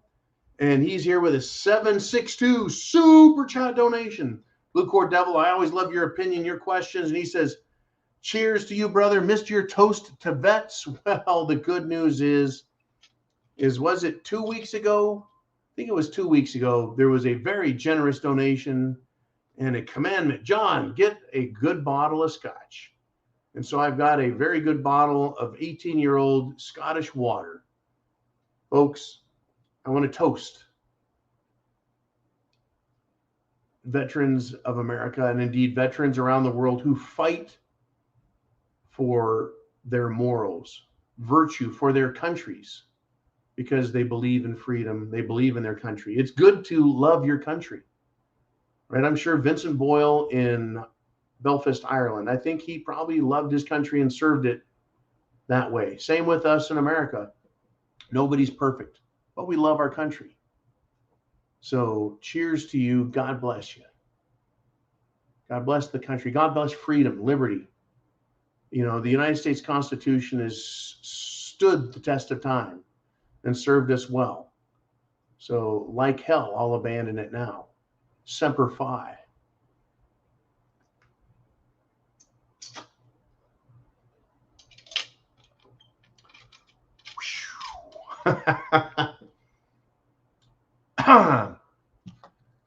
Damn fine whiskey. That was the Glenlivet 18 year. Thank you guys for making sure that you support us here at the channel. Your donations keep us here. I mean, once again, you guys know I was in California. I went through an awful, awful time in my life, my divorce. My sons grew up. I lived in a fifth wheel for over 5 years. Got out of there, sold everything, moved down to the RMZ, conquered the jungle, showed you that you can survive in very trying times, conditions, off-grid. It was interesting, folks. I was solar-powered John for a while. Well, the entire time I was there, I lived off of solar power and only solar power. Turned the jungle into a livable zone, collecting rainwater, dealing with the rooster, gecko lizards, the occasional stray rat, some other weird stuff that came out at night. I don't even know what it was. May have been goats, may have been hogs, may have been gators, who knows? Anyways, and then I realized, holy cow, I proved my point. I can survive with the best of them. Wasn't always comfortable. Spent a lot of time being wetter than I liked, but America was in trouble. My country, the United States. We had the 2020 election coming up, and I decided to come back. And I thought, if I'm going to come back to North America, I'm coming back and I'll fight in the South, because the South is about freedom and liberty. We got great governors from Texas all the way around to Florida, but other states besides. There are patriots across the South and the Southwest, from Arizona, Southern California, through New Mexico, into Texas, up into the northern states. There's patriots all over this country, folks. Right? We got great patriots up in the north, like Steve No Tolerance, USMC. He's up in the north, right? We've got bastions of liberty fighting for freedom. And you guys have been supporting my return. That's the Get the Fuck Back and Stay Back Fund that is Sunday Night Live, right? It helps pay for what it is we do. helps keep my pantry well stocked with Spam. I recommend everybody have Spam, tuna fish, canned hams, canned beef, corned beef and hash. Get your protein on, folks. There's going to be shortages. There's going to be shortages. We have this gunman out there causing problems. They're going to go after our Second Amendment. Get prepared now, right? If you do it at thepreparedmind.club, that's great. If you go there just to chop prices and get ideas and go somewhere else, as long as you're prepared, just take advantage of all the services that we do offer. And I want to thank you again for the great support. Your generosity, whether it's a $556 donation or whether it's a $50 donation, like we've got people all over that support this great channel because it's a great network. I'm just the face. I'm just the guy that comes on here and talks. I bring up the subjects you guys send me. I bring up the topics that I find in the news. And it's your donations that make all this happen. Without you, it doesn't happen. Without you guys on Patreon, this doesn't happen. If you guys don't support it and didn't want it, we wouldn't be here. Right? I'd be like, oh, okay, I'll just go out and start building decks and doing kitchen remodels or whatever it is that John does, right? Electrical work, a little plumbing work, a little framing, a little roofing, whatever the hell it is that I do as a general contractor. I don't want to build whole houses anymore, right? Anyways, enough about me. It's you guys. You guys. Thank you very much for what you do. You make this network possible. It's your network. It's your zoo. So let's get to that super chat donation that we had. And we've got Shelly Chavers with a $5 donation. Thank you, Shelly. She says, picking greens and beans. Most people don't realize freeze will destroy long-term food versus heat.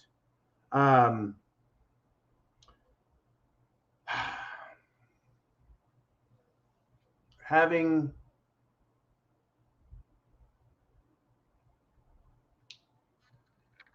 a narrow band, right? This is what root cellars used to be about, right? Having an even temperature, not dropping into the 40s and then all the way up into the 90s in the summer and then back into the 40s. Having a constant cool temperature is great. You know, so that's what the root cellar used to be about. People used to keep their preserves stored down there. Under their house, the ground keeps everything at a reasonable temperature, right?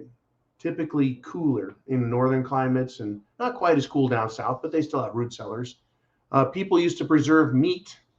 It would be salt cured meat, right? Salt is great. You can't live without it. But yeah, you need to keep your fruits and vegetables, your preserves, your canned foods, your long-term food supply. Everything, folks, needs to be kept at if you can, the more consistent you are, the better off you are. Keeping your temperatures consistent and cool. Now, my garage at the palatial Prepared Mind bunker that I had before my divorce, my garage stayed, it got down to about 50 in the winter, and we had sub-zero temperatures. That's how cold that environment was. But it would manage to stay about 50 in the winter, and it'd get up to as high as 70 in the summer. That's a pretty widespread, not as good as a root cellar, but I managed to keep squashes.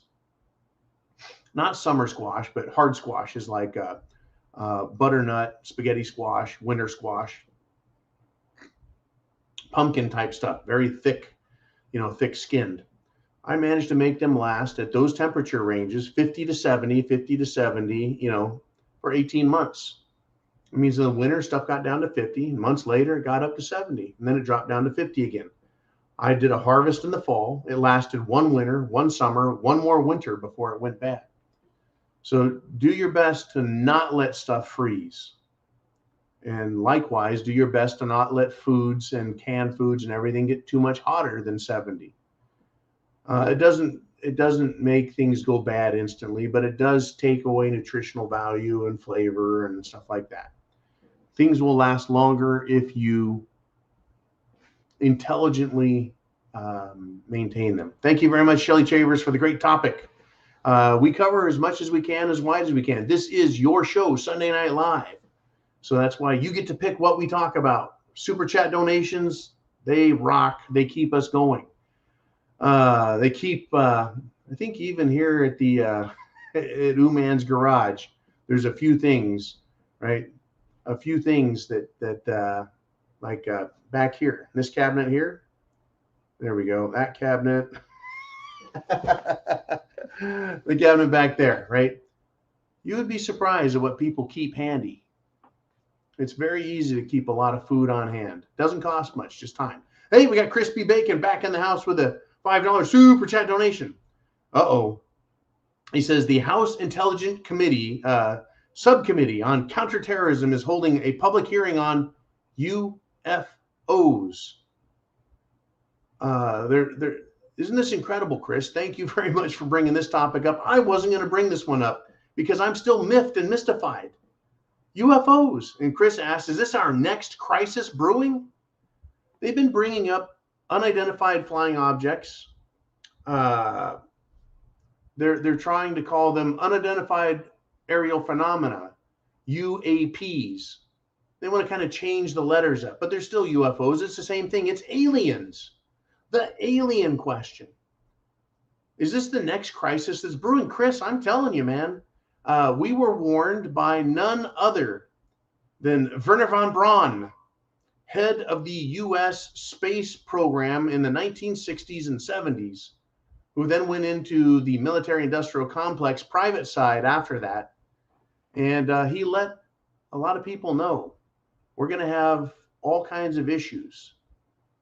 But when they do their great reset, and he didn't call it the great reset. He didn't call it the New World Order, but he talked about those people who are at the very top. They will use everything they can. They'll use economic problems. They'll use war. But ultimately, it will come down to outer space. A great crisis, a great calamity, a great scam, if we want to use that word, will be the alien invasion. Now, I have my own theories about aliens and where they come from and who they are, how long they've been here. That's some conspiracy talk right there, folks. I might do just a fantastic conspiracy video. I haven't done one in a long time. I still study it.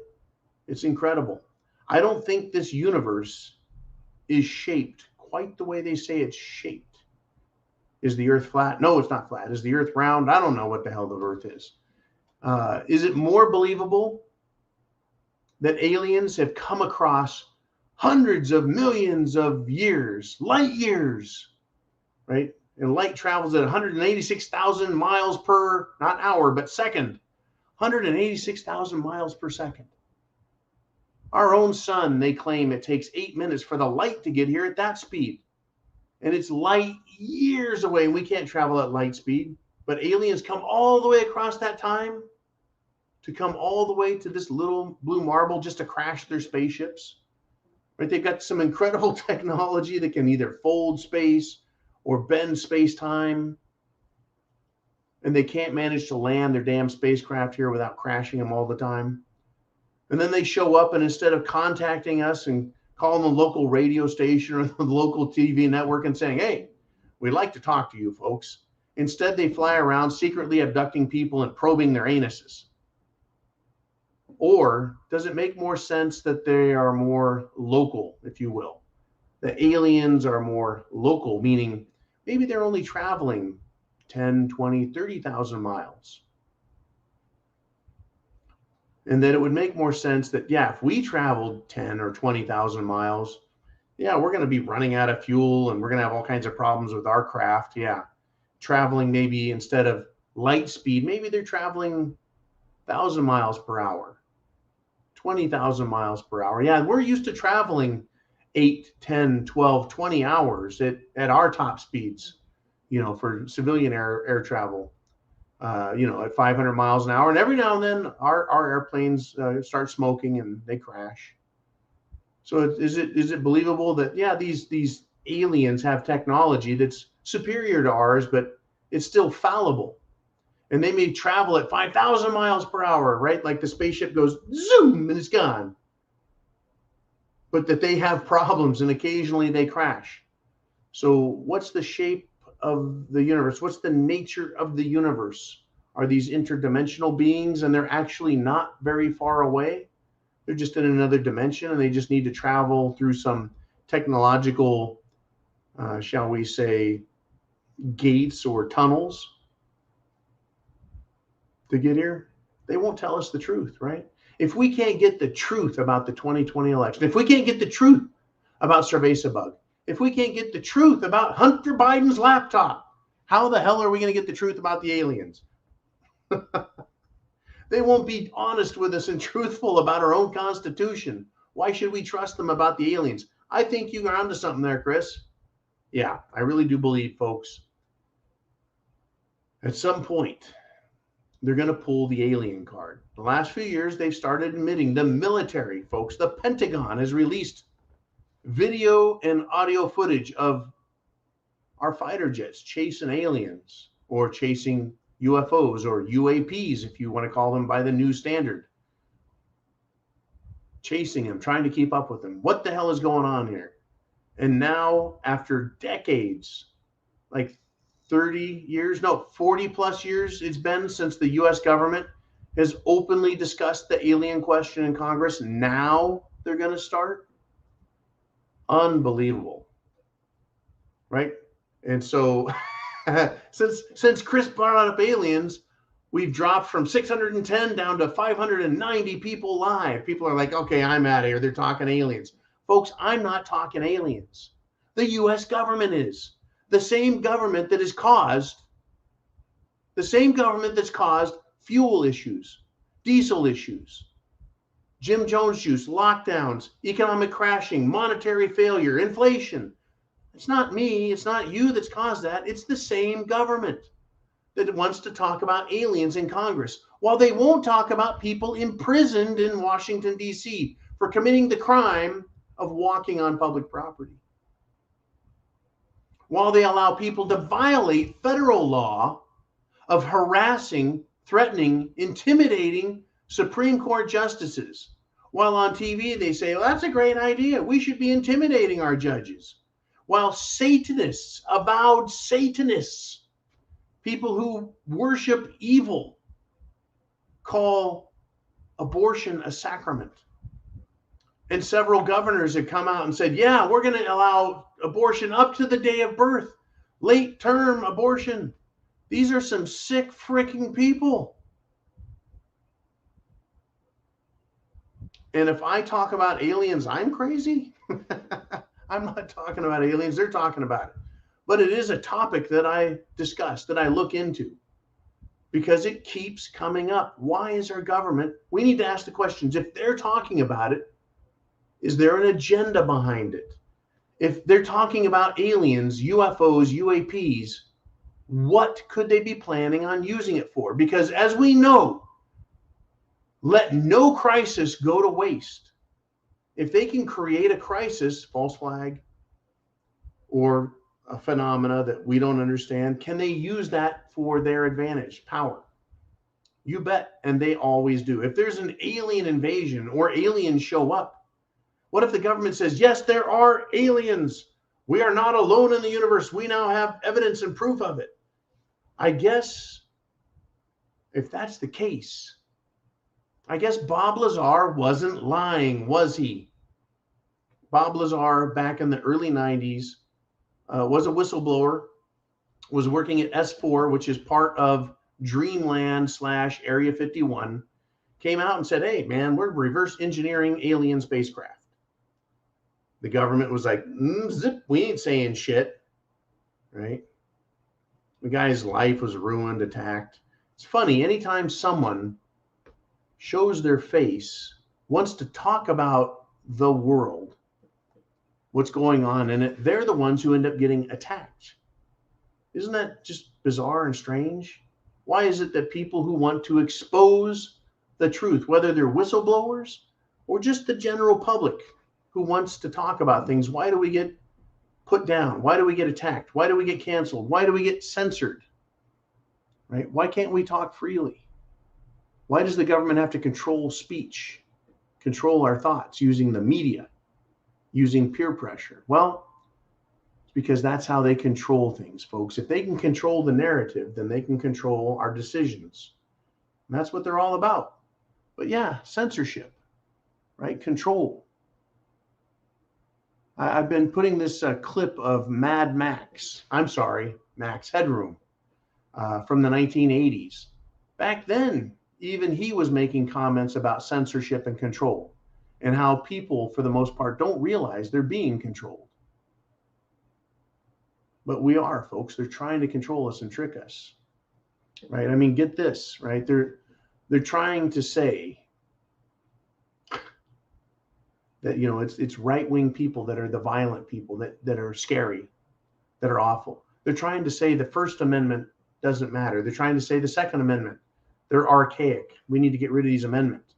Yet, time and again, we're seeing the courts come out and say, sorry, you know, these are real things, our rights. Folks, if there are judges and lawyers and politicians that agree with you, then perhaps you're right after all. Stand up for your rights, right? In California, folks, they passed a gun law saying that people under 21 cannot buy guns. Well, you have to be 21 in this country to buy a handgun, but that leaves rifles, including the dreaded AR-15 and Joe Biden's dreaded AR-14, right? We're trying to say that, you know, those are bad, but any rifle, any shotgun, no one under 21 can buy. The court came in, folks, and said, hey, that's unconstitutional, California. The same way California, they lost their high capacity magazine, which we call standard capacity. They threw that shit out. Second Amendment wins again, folks. The Second Amendment wins again. If you think that Russia's having a hard time with Ukraine, imagine what a hard time any country would have trying to come into this country and take over and say your rights don't matter. They're trying, folks. They're trying. They're trying to say, shut up. You aren't allowed to speak. Your First Amendment isn't real. Folks, if they can't say the Second Amendment isn't real, even with these mass shootings, right? Yeah, your Second Amendment is real. It is your individual right. It is your First Amendment individual right to speak anytime you want. Oh, they'll try and censor us. They'll try and censor us. Have you any idea how successful censorship is on TV? Don't know the answer? Successful, isn't it?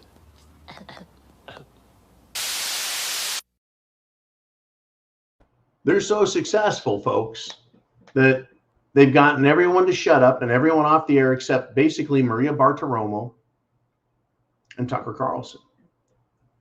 They are so successful in convincing you that your rights can be taken away that they're threatening us with the World Health Organization and saying, well, American sovereignty is out the window with regard to the Jim Jones juice if these people get their treaty. I'm sorry. It does not stand. It does not stand. Get your super chat donations in if you have some topics you want to talk about. And we got David G checking in with a $10 super chat. There we are, $10, David G. He says, John, I can confirm it is hot as hell down south. Use dollars to buy water and Semper Fi. Semper Fi, folks. That is the Marine Corps motto. It means always faithful. It is the shortened version of Semper Fidelis. Always faithful. Be faithful to what you believe, folks. What you know is right. Thank you, David, very much. It is hot as hell down south, and maybe that's why I'm up here in Uman's garage. Or maybe Uman has moved his garage. But be faithful to yourself, your country, your belief system. Don't trust politicians who tell you things you know are not true. Politicians lie. You know what is right. Now, there will be politicians that agree with you also. Politicians like, I don't know, Governor Abbott, politicians like Governor DeSantis. There are a lot of good state representatives and state senators out there who believe in the Constitution. There are sheriffs and sheriff's deputies throughout this country that believe in the Constitution and the First Amendment and the Second Amendment. There's bad people, folks, in government, and there's bad people in law enforcement. The FBI is a terrific example of an institution that has outgrown the restrictions that were placed upon it a long time ago. Wow, I tell you. What are we going to do, folks? What are we going to do? All right, we got some more super chats we want to take a look at here. We're rolling up on the 2-hour mark. Jolene, who do we have? We got Crazy Uncle with another super chat of $5. And he says this, prepper tip number 3. There are freeze dryers for sale locally now. You don't have to only can your food. That's right, you can dry it out. Find what works best for you. More than one way is better. In other words, the more ways you know to preserve your food, the better. And we do, through the preparedmind.club, have Harvest Right freeze dryers. Get your food prepared. And there it is, the affiliate link right there. Thank you, Jolene. Right? If you hit that link, if you type that link, copy it, paste it, hit the pause button, and then you can hit, play once you copy that address down. Harvest Right freeze dryers work phenomenally well. I met a prepper, was it not this weekend, but last weekend, and was in their garage and checked it out. There it is, Harvest Right freeze dryer. Work like a charm. Work like a charm. Get whatever it takes. You can dry meat. You can preserve things in cans, jarring things. You can sun dry things. There's tons of information out there. How to preserve food. Right? And then additionally, you need to learn how to grow your own food. I recommend that you get, folks, and our affiliate in the Patriot world that's available through the preparedmind.club. We have affiliates that sell seeds. They're heirloom seeds. I have a tremendous collection, if you will, of seeds. Tomatoes, squash. Figure out what grows in your area so you can grow it and preserve it. Find out what yield you get, etc. Right? My Patriot Supply, who's an affiliate of the Prepared Mind Network that you can get to through the preparedmind.club. They're an affiliate of ours. They carry all kinds of seeds. My Patriot Supply. It's time to get over this idea that, well, John's just selling this stuff because he wants you to be scared. Do you really need me to be scared anymore? Or do you need me and I need you and we need each other so that we can collaborate and talk about what really needs to be done? Thank you very much, Jolene. And Jolene is the prepared mother. She's like a little sister to me, but no relation. Jolene is still on the West Coast, by the way, behind enemy lines in California. And there is the My Patriot Supply link. You can see the Prepared Mind all over that link. If you would, get prepared, folks. It's no longer me saying there's going to be a food shortage. It's President asshole Joe Biden of the United States is saying the same thing. Fuel shortages were being warned by everyone from patriots to the government. There's going to be fuel problems, shortages, rationing. It's going to be the 1970s all over again. It's not going to be pretty. Medicine. You can't have certain medicines. Well, you can through the preparedmind.club. Medicines that are preventative, medicines that help you treat problems. You can get antibiotics through the preparedmind.club. You get infections, you need them taken care of. The doctors, well, you can't get this, you can't get that, you can't go see a doctor. Put on your mask, stay home, lock down. Baby form, you can't even get baby food. Well, you can in many places. In other places, you cannot. Freedom seeds. That's right. 556-762-45 ACP. I'm a big fan of the 1911 folks. Right? 45 ACP. I love my 357s. I love all those wonderful numbers that Freedom seeds come in.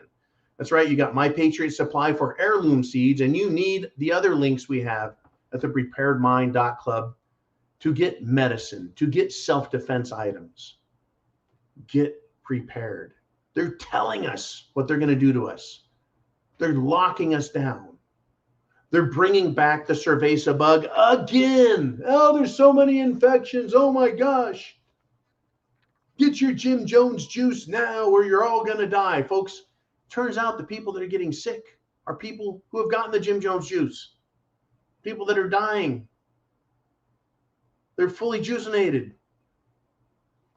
Me, I'm not juicinated at all. This is all pure pro-life, pro-nutrition, pro-good health, pure blood. That's who I am.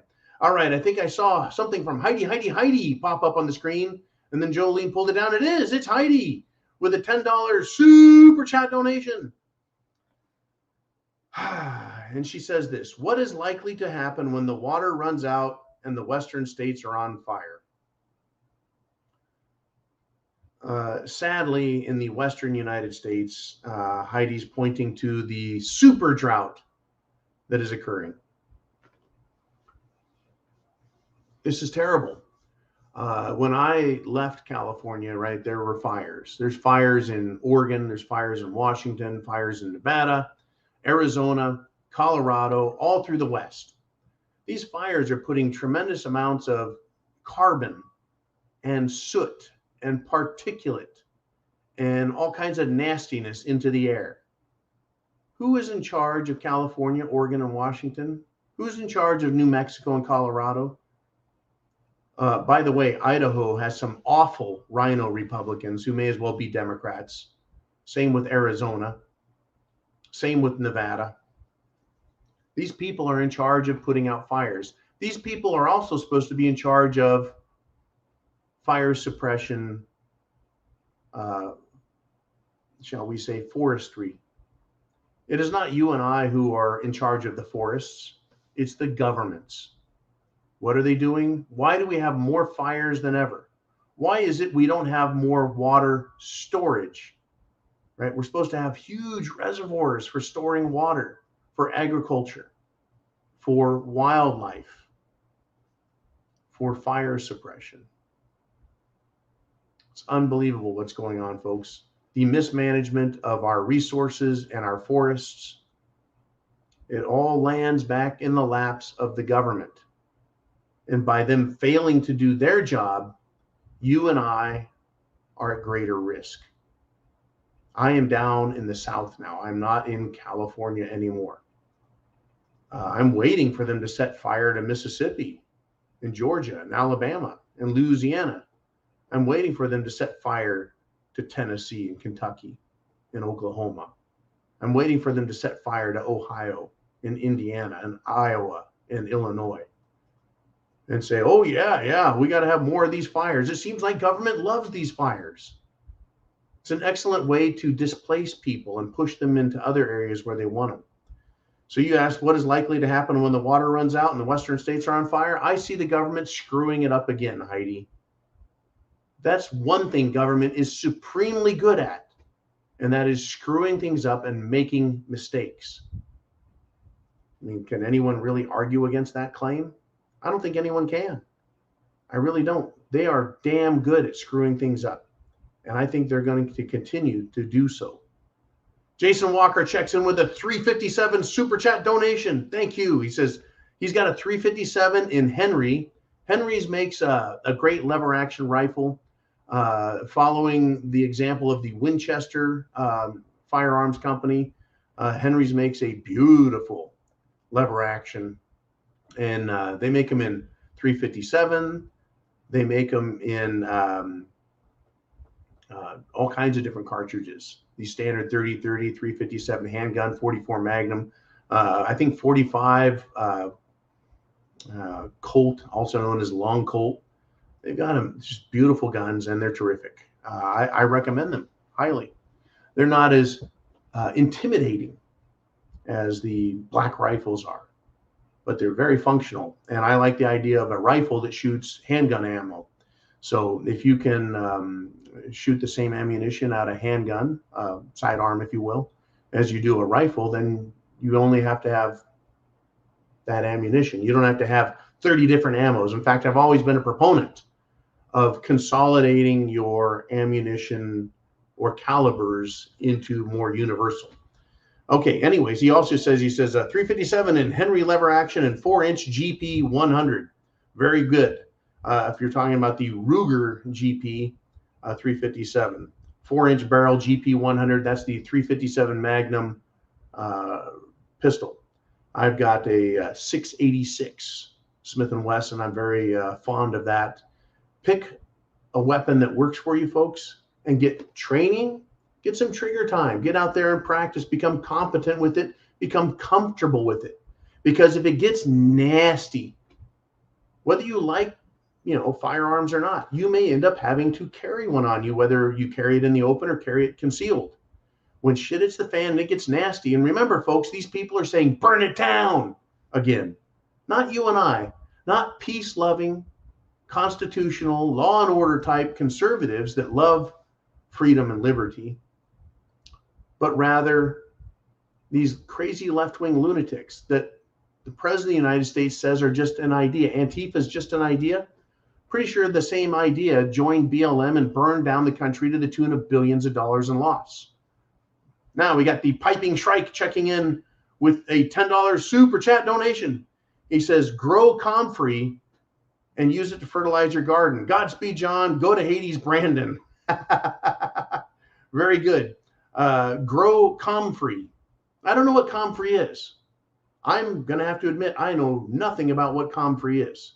If you would, I know you're in another country. Is that an Australian $10 or is that a Argentina $10? You don't have to tell us that if you don't want. I know you've donated in the past, and I appreciate your generosity. We all do. And it's good to hear from other countries. Like we've got Remy from Netherlands checks in from time to time. We've had people from China, people from Eastern Europe, all over the world check in. And it's incredible, folks. What is going on? The world is waking up. And this came up this weekend. I read an article that the people of Europe are not happy with their governments the same way you and I are not happy with our government. The same way people in Australia are not happy with their government. The same way people in South America, Paraguay, Argentina, Brazil, Chile, Peru, they're not happy with their governments either. Governments around the world are making decisions based on what government thinks is good for government against the will of the people. There's a lot of European people, folks, that do not want to be in Ukraine, do not want to be fighting Russia. They don't want their countries starting shit and putting them in a position where they're going to suffer energy price problems, food problems, standard of living going down, taxes going up, governments becoming more totalitarian, telling them they don't have a right to free speech. All over the world, folks, whether you're in the land down under or in South America, while we up here in North America are having our own problems. In Canada, you're not allowed to just, shall we say, criticize Justin Trudeau, right? You're not allowed to protest. They'll run you down with horses and trample you. But if you want to, burn down the court system in America, you're welcome to it, according to the Joe Biden administration. And Kamala Harris, the vice president, look out. In fact, over the weekend, I believe Joe Biden called her president. The guy doesn't know whether he's coming or going, folks. He is just a puppet. He's just a puppet. We got freedom-loving terrorist checking in with a $4.99 super chat donation. He says, you're 100% correct about Freemasonry. All the best to you. Corey, 32nd degree and commander of St. Andrew Commandery, number 17 of Knights Templar in Arizona. To be one, ask one. Thank you very much, freedom-loving terrorist. Now, that is a name he's using as a form of satire. If he is a freedom-loving terrorist, that just doesn't make sense, does it? The same way the United States government and Joe Biden and the Attorney General and the FBI have said parents are domestic terrorists. So here we have freedom-loving terrorists. Well, if parents are domestic terrorists because they love their kids, they want them to learn to read, write, and everything else. I guess we're all terrorists according to the United States government if we love freedom, if we love liberty, if we love the truth. It's always good to meet fellow travelers, folks. who have gone east to west and west to east, right? People that have looked around the world and seen what's going on, right? There's some terrific schools of thought out there. There's some great lessons to learn. And some of the greatest lessons to learn are through history. What happened in World War II? Who were the players? Right? Who wanted freedom? Who wanted liberty? Who wanted slavery? Who wanted totalitarianism? Right? Who made money off the war and who didn't? Same with the Civil War here in the United States of America, when the Confederate South said, we've had enough of your crap and we're leaving, right? Who were the players there? Who wanted to terrorize? Who wanted to control others? That would be the US government again, and the rich corporations behind them. Go back, right, to the founding of this country. The rich people that lived here wanted freedom and liberty.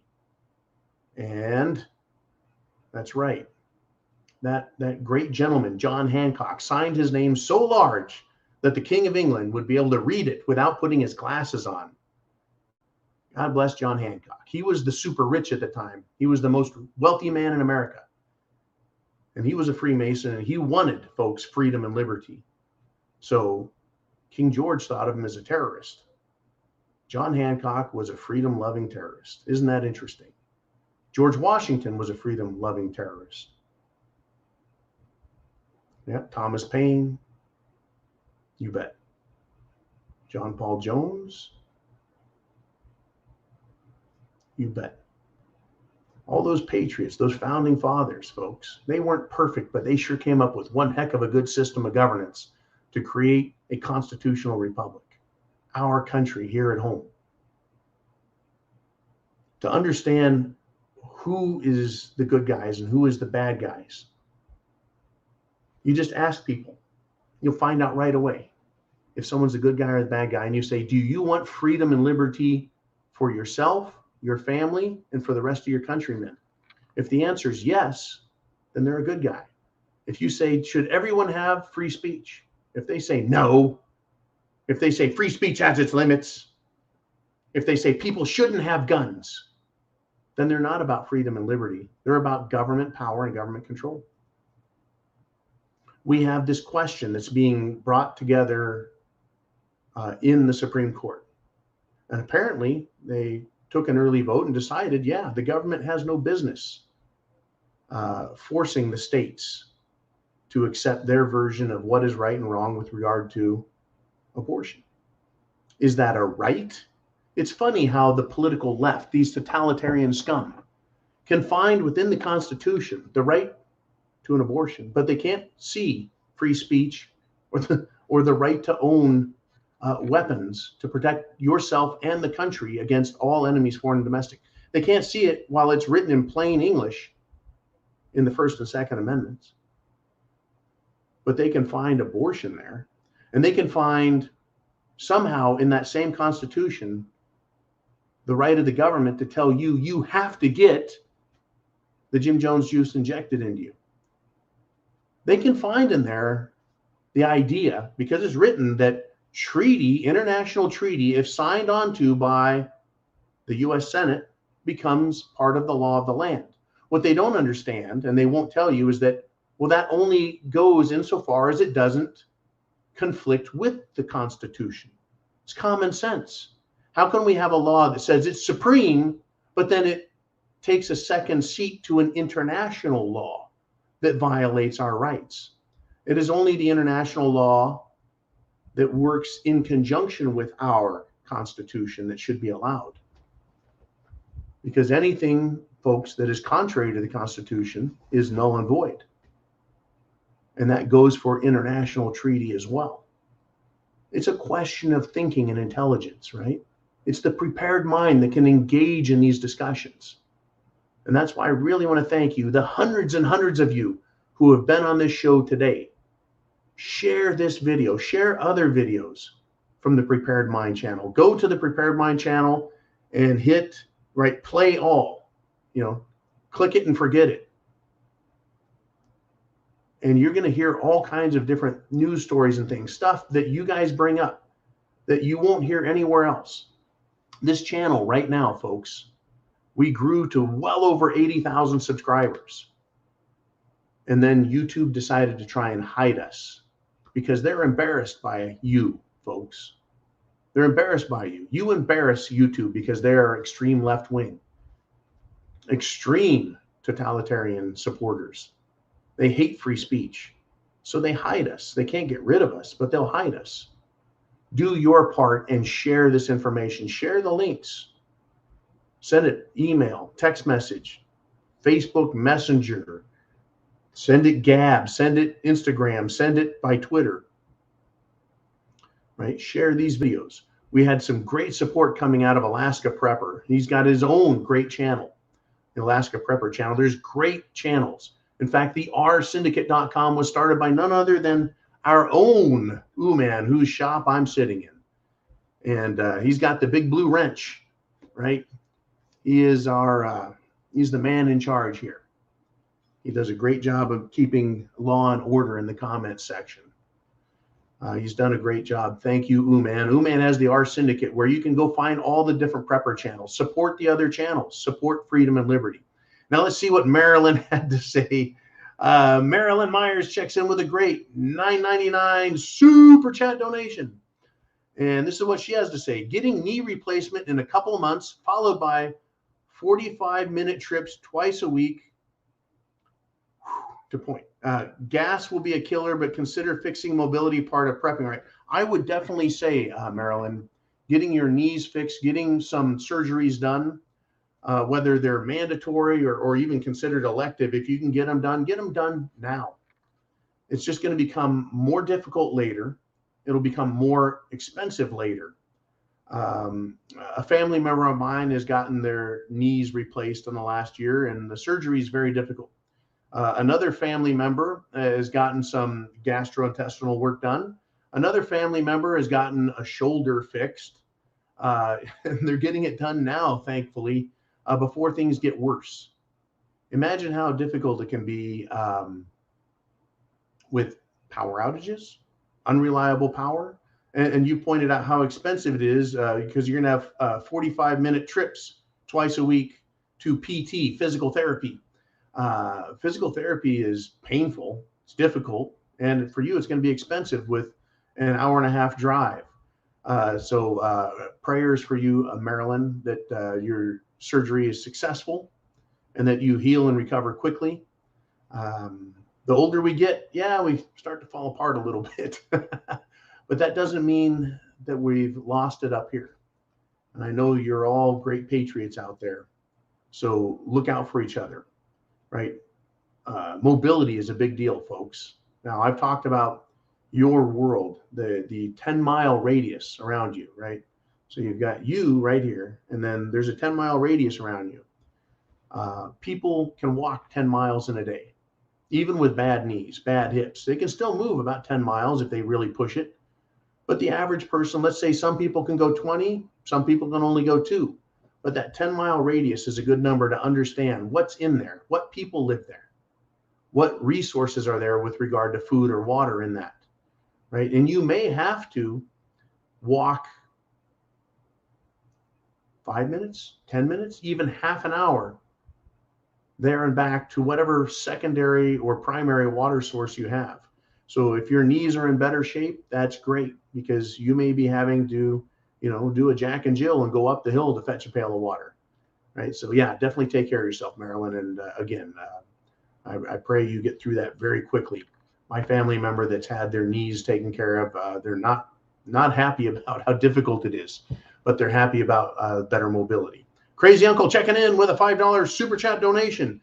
And by the way, we're past 2 hours. And typically I go 2 hours, but if you have questions, if we have super chat donations, whether they come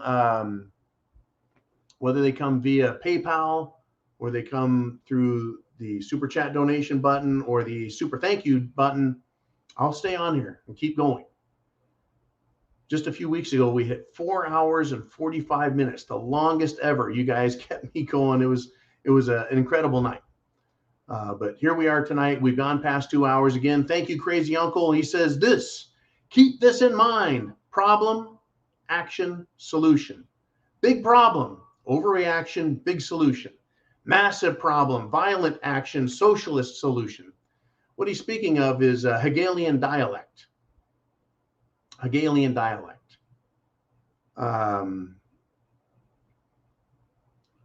The government can take a problem that exists, or they can create a problem. The action and reaction that occurs is typically not good, right? Because you've got a problem, a big problem, an enormous problem. And so the action that occurs because of that, and then the reaction of the people is often to scream, government, do something. And so government steps into a problem that largely they're responsible for. Typically, the government's absolutely responsible, either through direct action or neglect. That is failure to do their jobs. They create a bigger problem, and their solution is more government power, more government authority, more control over us, and a more direct attack on our rights. So the more modern version of the Hegelian dialect is to call it the problem, reaction, solution. And the bigger the problem, the bigger the proposed government solution. So if we have food shortage, hey, people, their action is going to be to run to the store, get more food. And then there's no food in the stores. And so the reaction is to scream, government, do something. So government then steps in and goes, we'll take over the food distribution system. And since government is always the most competent authority, no, they're not. They're the least competent authority to deal with any situation. Food, water, people's safety, right? They're in charge of our safety with police and law enforcement. What have we seen there? Nothing but problems that government creates with their policies on the local, state, and federal level. Unbelievable. Thank you, Crazy Uncle. Yes, keep it in mind, folks. The bigger the problem, the bigger the government overreach. Look what they did with Cerveza bug. A chew. Oh my God, it's a huge thing, right? And they threw the biggest solution at us. A socialist takeover telling us to stay in our homes. Blue Cord Devil checks in with a 762 super chat donation. He says, after over 2 years of fighting stage 4 cancer, my wife's hair is coming out so much she has decided to cut it off, asking for prayers. Blue Cord Devil. Certainly, folks. I am a secular prophet. I teach things secular. I'm not a big religious guy, but I do understand that faith is very important and that prayers do help, right? It helps us feel better, and somehow it actually works. So prayers to you, Blue Cord Devil, for your wife. I hope that she can beat the stage 4 cancer. I know that's severe, but keep up the good fight. You know, fight the good fight. Always, folks, never, ever give up. I haven't given up on America. I've given up on the government because they are evil. Look at what they're doing. They're trying to do the most awful things to our children, our military. They're doing the most awful things to us. But I will pray for people because I won't give up on people, especially good people with good hearts. So I pray that you do well there. I tell you, and a lot of people have said prayers for me, and I appreciate it. Folks, I pray for America. That's why I say Godspeed to America, right? Good luck, you know, blessings, etc. Not because I want to push religion and faith and salvation and all that. Just knowing that there is a greater good. That nothing good has ever come about because evil and destruction won. It is always the good people and the goodwill and the good efforts that have created goodness in the world. Right? The super rich, what do? What are they doing now? They're acquiring more and more wealth and more power, and then they want to control us. That's not good. Control doesn't do any good. Freeing the people always does good. Freeing the people always does good.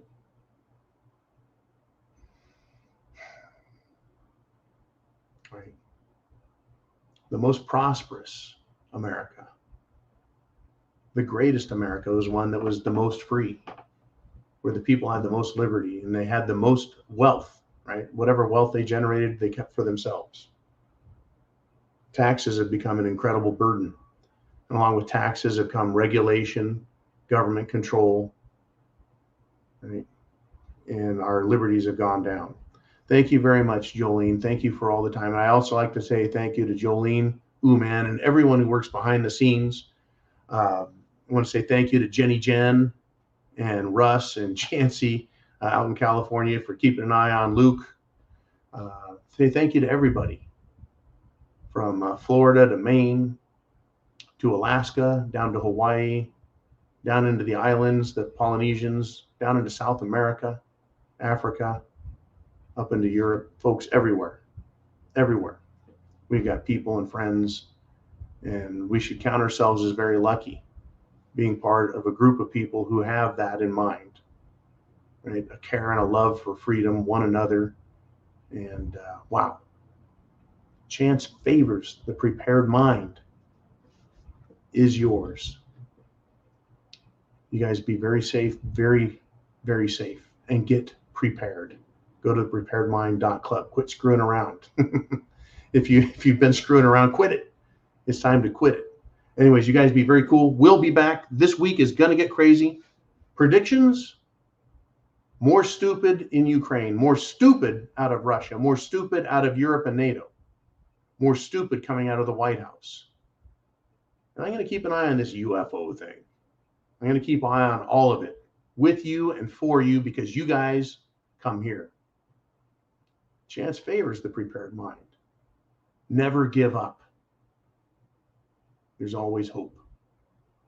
But we need to be realistic about where we're at. Let's fight for freedom, folks. It's worth it.